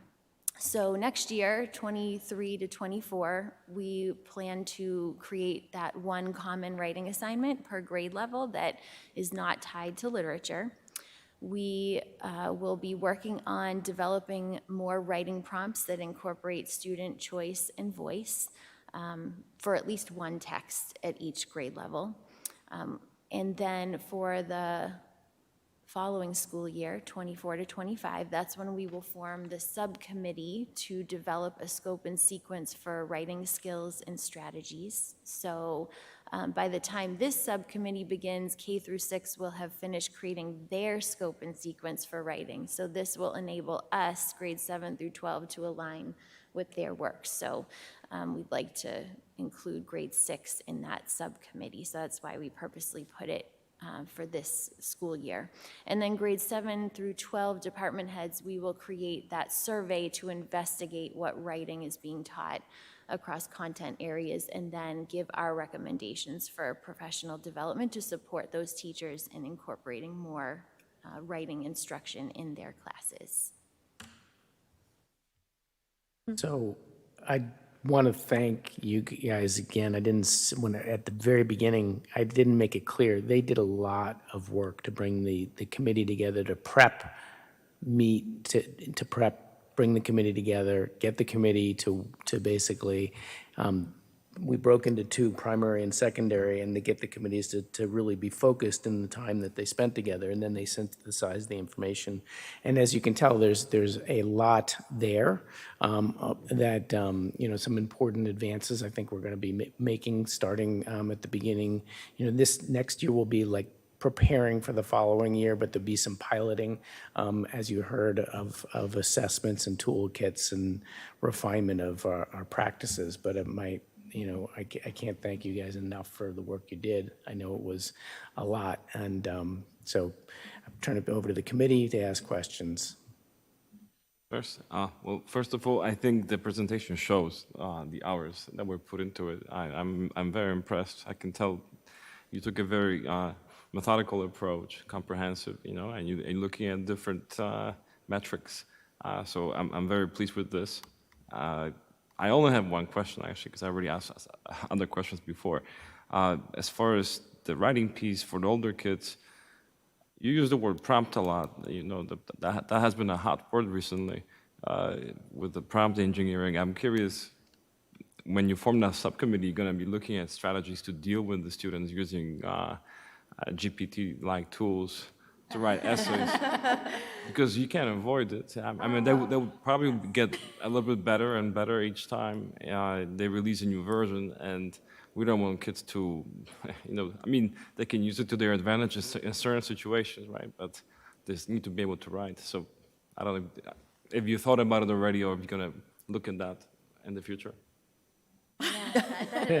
I mean, so that has already come up in our classes now. I mean, I've even just short assignments in class, I can tell pretty much right away when a student has used something that is not their own writing because of the vocabulary that has been used. So my first initial response to that is having really meaningful conversations and lessons with our students about the importance of using their own work and plagiarism. And I had some really good conversations with students about that already, saying, I really want to know your words, not somebody else's. But I think it is going to be a challenge. I know in my own classroom and at the middle school level, the writing process is still, there's a lot of in-class work that happens. So we're able to at least, you know, monitor and give them feedback and see how they're doing in class. But I think, you know, as they, you know, go through the upper grades, it's going to be even more challenging because they're given assignments, they do more outside of class. So it's definitely something that we're going to have to work through, for sure. I would think that one of the things we will be doing is using, you know, something like ChatGPT to give it a prompt, have the kids, you know, prompt it, get the writing from ChatGPT, and then they have to be able to edit and improve upon the writing and the flow and the structure. To ignore the tool entirely is going to be doing a disservice to the kids. They have to know how to use it smartly, just like we use calculators. So, you know, calculators advance our ability to move quicker through some rote math. There's some rote writing activities, perhaps, you know, that, but definitely, you know, that's a lot of the thinking that's out there is like, they need to learn how to write independent of ChatGPT, but then they also have to be consumers of it, just like the consumers of information from the internet in general. Cheryl, what do you want to add? Anything? I think Jen kind of captured that piece too of, you know, we spend a lot of time, I think, in our classrooms with that writing process and learning who they are as writers and what their language and sentence structure is. And giving the space and time. A lot of us have moved to doing a lot of the writing in the classroom. Just to, even before GBC, there's just so much access to information. Yes. Yeah. Right, and giving them the confidence that they can do it independently, and that they can, that they have good thinking and thoughts and ideas, and to feel good about those, I think is really a big piece of that. Yeah, but it is a challenge. It's definitely. Thank you very much. I had a question. One of the recommendations for the 7 to 12 writing recommendations is to form a subcommittee to look at a scope and sequence for writing strategies. Is there not already a scope and sequence for that? There is, but similar to like what Stephanie was talking about, it's, you know, it's kind of the same pieces, and it's about that nuance in terms of that vertical alignment. So we're still working on thesis statements in grade 11, but they've been working on thesis statements since they were at Mill Pond, right? So this idea of like, how does that progress? And we were also looking at kind of just writing strategies and instructional strategies, and kind of looking at what grade level can we assume a student has mastered a specific skill set versus is proficient versus still emerging, so that you can kind of, as a classroom teacher, be like, I know that you have perfected this already, like you've been doing it for the last few years, so we're gonna quickly assume that you've got this. Whereas maybe this is a new piece and we're still dabbling in it, so we're gonna provide a little more instruction and support, and then other skills where like, this is relatively new for you, so we know that we really need to scaffold and support this. So it's there, but thinking about really articulating a little bit more about our instruction and the nuances of that as it goes through grade levels. Yeah, that helps clarify things. I assumed that there was a scope and sequence, so I didn't mean that as a snarky question. I'm delighted to hear that it's really, it's about revisiting the work to look for that nuance, to really try to see where the overlap is and to target the writing strategies vertically and horizontally. So I appreciate the answer. Thank you. So it's obvious you guys have put a ton of hours into this. It's actually very interesting to look at. My question is more relating to the DRA. And so it sounds like what you're saying is you guys are moving away from that. Do you find that other districts are also moving away from that particular form of testing? So is there a particular other assessment aside from, you gave sort of general, an overview of what you are looking to find in an assessment, but what are you going to be trying in the coming years as far as other comprehensive assessment tests, for example? Yeah. So I think that will be like a larger group decision, but I can tell you most districts at this point have moved away from the DRA2, and in place of it, they use the BAS, which is a Fountas Pinnell assessment. I don't know that that's the recommendation that we will make. There's been a lot of commentary around that assessment, and so I think that we will need to really determine like what is the information that we're trying to gather from this assessment, and then what tool is going to give us that the best way possible. Just quickly, currently, for example, we have some texts in our K-3 classrooms that are leveled, that have been leveled professionally, and they have a running record, which is very similar to what we have on the DRA, and comprehension questions. The comprehension questions are much more aligned to what the Common Core state standards are currently. And these are texts that are also more, they have nonfiction and fiction. They're more culturally responsive and relevant. And our teachers are already trained on using them. So is there an opportunity there to use some of those leveled texts as one piece of that assessment puzzle? I think with the refinement of the assessment plan, we're gonna be looking at sort of the different domains of literacy, and then thinking about what are the assessments that are gonna get us the information in each of these domains. So I'm not sure yet. So can you did touch upon this, but can you, and you talked about an overlap in DRA2 with some of the, what you guys were trying to assess, basically, that there were some overlaps. Can you just elaborate on that a little bit in terms of what the weakness is? Yeah. Sure. Yeah, there's not a ton of overlap with our current DRA assessment. There's some. So on the Dibbles assessment at the K-3 level, the students do read a passage, but the passage isn't leveled in the same way. It doesn't give us the same information about what a student is able to do as a reader. So really the overlap is around our current phonics assessments that we're using and the Dibbles assessment, which is our screener for kids who may struggle with reading. And then also some of the other assessments that we had in place prior to implementing the phonics program.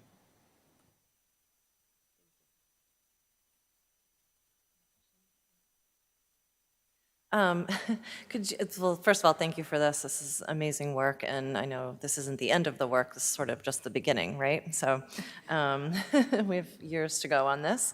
Can you explain a little bit about the books read list that you are considering and how that might be different from like a traditional reading log or something like that? Yeah.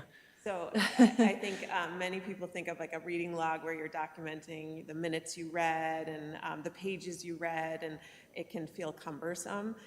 This is simply, and why we're starting it in grade 3 is often when kids are starting to read chapter books, and so they're reading something that takes a little bit longer. So they're listing the titles that they read. That's it. So it's a practice that the most of Mill Pond teachers and students do already. And you're simply documenting when you finish a book, you just write it on your list. And one of the things that the shift really is to have that be part of the literacy folder, so that the next year when teachers are looking at students, they can see like what was their reading life last year, like what did they read last year. And that's not something that we've done in the past, and I think it just allows for another layer of information that will help the next teacher. It's like passing the baton, and also placing value on reading life is a really important aspect of reading growth. So reading for pleasure is a huge component of ensuring that students are going to grow as readers. And so this is also just documentation of that value, right? I would also just quickly add that I think it also gives us an opportunity to ask students to reflect about their reading life and to really think about like, what do I enjoy reading as a reader? What kind of genres do I tend to read? And even to notice like how quickly or not very quickly am I moving towards like through texts and what like be able to set goals. And again, that goes back to a lot of the work that we've done around UDL this year and thinking about reflective learners. And so I think that that's a real opportunity for our 3rd through 6th. Thank you. I guess I only have one comment on this, which is there's a big difference in my mind of reading things that are on the computer versus reading things in a book. I really don't like reading things on a computer because, first of all, there's an eye strain. You can get very comfortable when you read a book. You can get the right lighting, you don't have the flicker, all those things. And there's a whole bunch of different issues that are associated with the comfort in learning by reading, whether it's a book or whether it's a computer. And so I think as teachers going forward, not only is that an issue, I guess, for the comfort of the future reader when they graduate, go through college, have to deal with all of those issues, and then, in effect, read for fun. But the other thing is just think back of things like the stuff that's been created in film for the Civil War, and the way that has been presented. It's been presented by reading letters between a wife and a husband in the field. That opportunity probably won't exist in the near future. And also, it's another thing in terms of how we teach, so that there is some kind of history from our society today as we go forward. And unfortunately, I'm not sure we will teach the kid, but we probably will not have the ability to look backwards with future generations as to what we've done in this century and going forward. So I'll just leave that with you in terms of, whatever you can create that would give a student the opportunity to think about the future and what they'll leave behind. No pressure. Anybody else? Thank you very much. Thank you so much. Thanks so much, really. I think the other part we really look at is the chance for intellectual collaboration, and seeing these guys together is very exciting as you look at like vertical alignment and not just the work, but the partnership and the chance to know each other more. I mean, these guys are all in different buildings and different levels, and so, you know, the opportunity to see really strong vertical alignment, and as they develop this work, they also get more time to work together, which I think is very exciting. So you get to see really the empowerment and intellect of our staff and their commitment to ongoing growth. And I wish I could have been on the committee. I'm biting my tongue on all my thoughts. I have lots of follow-up questions. Maybe I get to go to lunch with you guys or something when you start working this summer. So thank you so very much. And they're going to do my review, so you should leave. Please go home now. Thank you. Thank you. Do you want to vote to accept the report? I mean, that's sometimes Yeah, I what think you do. I think I made a note to you, like, it is, you know, an honor and an appropriate move that you accept and you vote to accept their report as presented, because over the next 2 years, you will receive the updates on these implementations, which is exciting for you to see, and you'll get more and more opportunity, you know, for input, clarification, and things like that. So I would vote that you approve it if you're comfortable with that. I move that we accept the literacy program report. Second? Second. Very good. Any discussion? Seeing none, all those in favor? Aye. Thank you. 500. Thank you. Thanks for your thoughtful questions to them. I mean, I think you like to get the depth of information to understand how the work happens in the district. You can speak with, you know, more authority on it. You can hear the UDL work, the cultural relevancy work, the stranded assessment, the integration. And those are themes that you hear us talk about, but when you see it breathe life into the curriculum level work, you start to see the way this all integrates together. And we all hold each other accountable to drive it forward at a high level. So thank you. So I think to start the discussion on your evaluation, I'm going to ask Kristen, who did accumulate and summarize the data from us and from others, just to make an opening statement for you to be able to respond, if you will.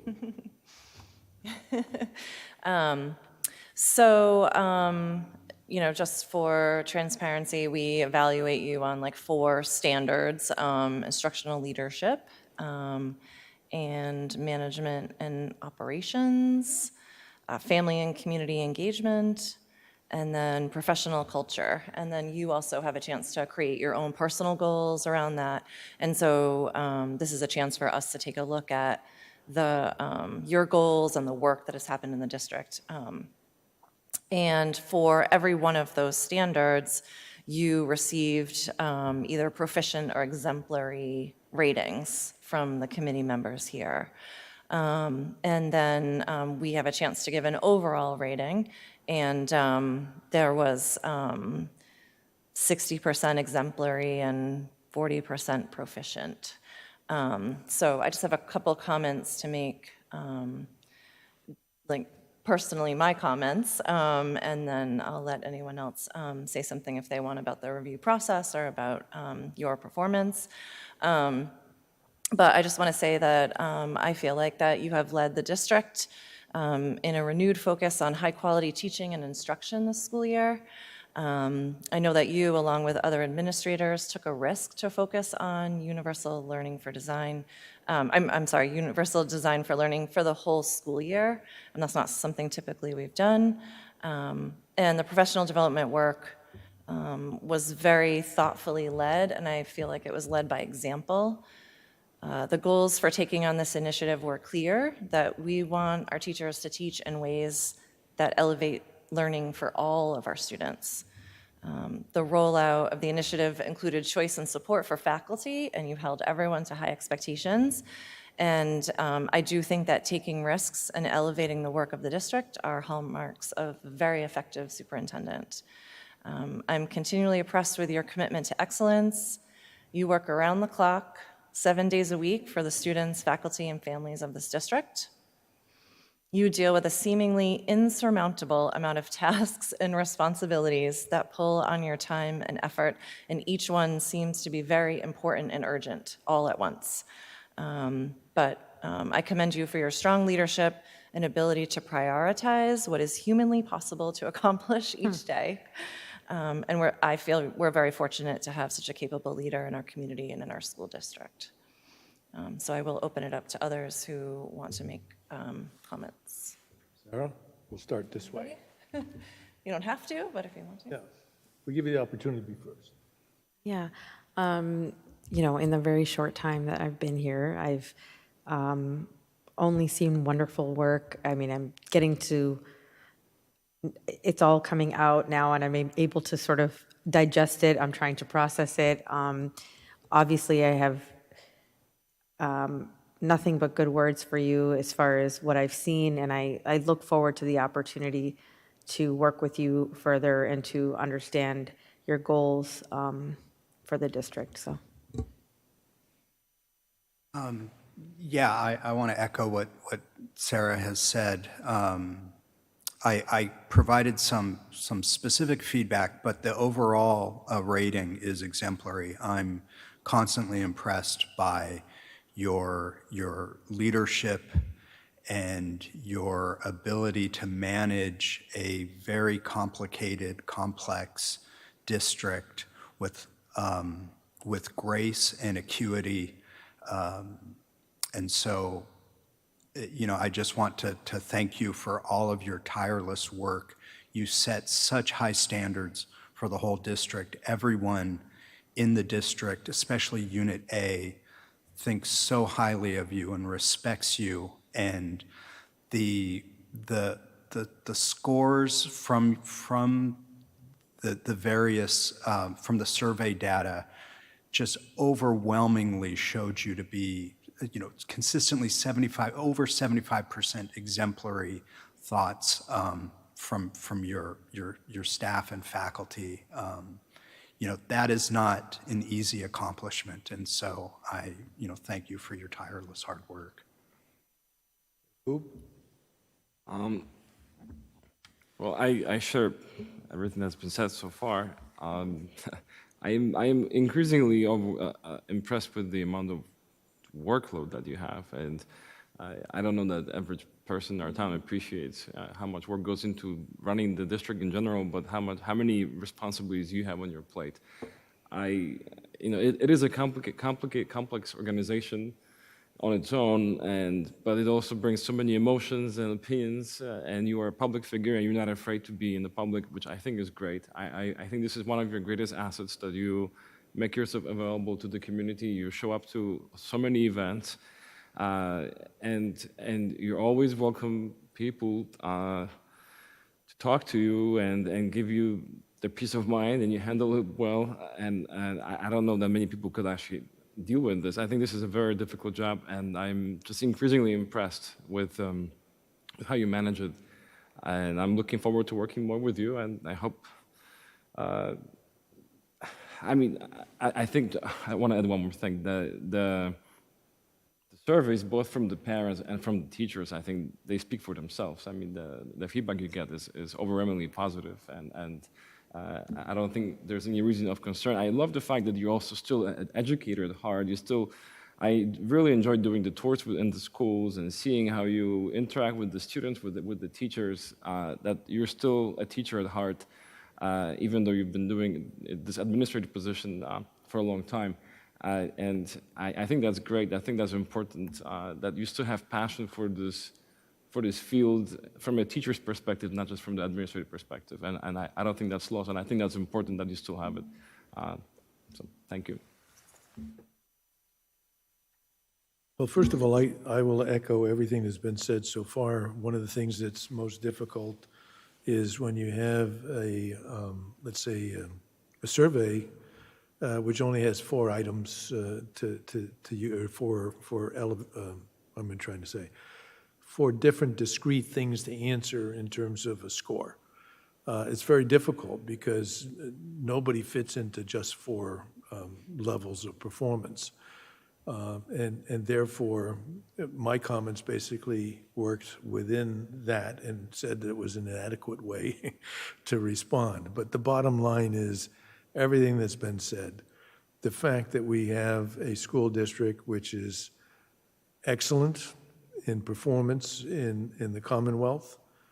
We are recognized as being so, not only locally, but internationally and nationally. The thing is, this is not just what we wish a teaching facility to be, but it's also a business. And the business being, we have 600 employees, we have people who come from all different kinds of life, from society, who have professional interests and goals, and to be able to manage that process and do as well as we do is primarily your focus and the way this district has been operated for 9 years. We are the benefits of it, not only the students here, but the school committee as well, to be able to function in a group of people whose total interest has been, at least in my own experience, to do as best we can for the kids in this town. And I think as a group and as a team, including all the teachers and all the other employees of the district, that we've done very well. And I think the score that has been rendered as a result of this 360-degree review is absolutely true as an indicator of how well you do. And so with that, I guess we'll leave it to you to comment. Can I add anything? Sure, please do. That's why you're here. I just want to thank you as a student for being so approachable. I feel like I can come to you with any concern and my voice is always heard. And I know my peers all feel the same. I feel like I see you around school all the time, and that always makes me feel really included too. And yeah, so just thank you for all your work that you do. We all feel really included and part of decisions. Thank you, that's kind. Highest praise right there. Right. Favorite, definitely my favorite. So, gosh, so many thoughts. Thank you for your feedback. I have just a few comments. I mean, I take the pool of feedback, your thoughts as you've synthesized them, the survey data which continues to come in, and it gives me time in the summer to sit down and go back and read the parent surveys further and the faculty surveys, and all of it creates kind of a mosaic of the whole experience of the district and aspects of my work. But everything we do is team-oriented with the work of you guys and the faculty and the leadership team. It is an amazingly talented team and a joy to be a member of. I would say that I want you all to know that, one, I found your comments to be amazingly thoughtful. I agree with every piece of feedback I read. I thought that you were wonderfully kind and thoughtful in the sense that, looking at the aspects of the surveys where you could see positive, holistic takeaway from faculty or families, while also, we all go in and read more deeply, and in all of those areas we have work to do. And some of that's my personal work and some of it's district work. But this is like a human process, and you just have to kind of keep regrouping and growing and getting better. I read the surveys for the things that aren't happening or the performance benchmarks where I need to grow. And I thought all of the pieces that I heard and looked at are all accurate. I found it enjoyable to see a return to comments from faculty who feel energized by professional development and could see earnestly our efforts around that, and to hear from parents to see the return to normalcy. Our families want to continue to see us enhancing their experiences for their students. We always have a bell curve of performance around special education, around equity, around high performers who want more. Like all of that's a truth. And, I love seeing it in there. And then the goal for all of us is to go in and find the targeted areas for continued, growth. I think, I certainly also want to call out things that I think you've set some targeted areas that I'll start to think about. And Daniel laughs because I always go to like the things I have to fix. He's like, Amber, did you read it at all to see that there was like some things in there? And I appreciate all of that because if you didn't have anything good to say about my work, that would be concerning. But for me, the refinement in your honest feedback, I think, is what makes us a better district, just as I want teachers to be able to take honest feedback. So I'm looking at, jumping on those green goals more heavily, and Holly's going to be with me to do that because I owe her that committee, our subcommittee, to pull together our task force and to grow those goals. Looking at being able to regroup myself emotionally, I thought some of the insightful feedback that came from you was around that I can be defensive. And, I think that that's, honest feedback. I think that I struggled this year. I don't think it characterizes my life and journey in the district, but I certainly heard that earnestly and recognized that like I have struggled this year, as I think we've all struggled with the intensity of the world around us and just the way feedback comes at us. And then also as a participant in giving feedback, I definitely see that there's things where I have to be able to step back and kind of, it's hard to stay in that place of warmth, kindness, openness. Like, it's just, you have to keep breathing through that because I think the way our industry and the world is looking at education doesn't feel like it used to feel. And I think we're all adjusting to that and trying to be responsive and ethical and growing. And so I thought that was really insightful feedback. And I think, in the same way that I read the feedback from teachers who still feel like some people will say I'm not present and I'm not on the ground enough, and then other, so those are all realities. They all help us keep doing better. So what I would want you to carry away is that I read all of that feedback, I think about it. I've already got my little plans in my head. I'm I'm gonna go back and read that thanks for the feedback book and hone my skills again, to try to renew myself. And in the same way, that work is to lead our committee forward so that what I can do is in our summer retreat work, think about what they need to do to renew themselves. So I find the work very exciting. I do remain a teacher in my soul. It's where I find the most joy in the work, and staying current and relevant to what instructional methodologies need to drive a district would be wrong of any superintendent to not be a teacher. And you need to always hold that as the essence of what you would always look for, is you want an incredibly good teacher, and I was an incredibly good teacher. And, that's where I found a lot of joy in the work. So I look to spread that around the district. So thank you. I feel very excited that we had a really good year. And it almost becomes too hard to say that because at the end it's such a crush. But we had a really spectacular year in this district, despite the weight of contract work, the weight of a fire, the weight of a bus strike potentials, the weight of all the things that are going on around us in the world, and we still had a spectacular year. So I thank you for that and the feedback, which I thought was just so earnest, and I'm ready to start again. So we have to take a little break. We have to close out first, and then I take a week off, and I get to think, and I'll be back at it. So thank you very much. And I look forward to digging in for next year. So thank you. And Daniel's feedback's out on the market right now. So, we actually, just last piece, we do have our staff feedback out and faculty feedback to parents and faculty. So we wait until the summer. I don't give the principals that survey feedback until usually July after they've had a break. And then we sit down and we kind of look at it and kind of hash through it like we just did here. And, so thanks. Thank you. So I think with that, take a motion to adjourn. Adjourn your end of the 22-23 school year. I'll make a motion to adjourn. I'll second. There you go. All those in favor? Aye. Aye. Thank you all. Well done, everyone. I loved that.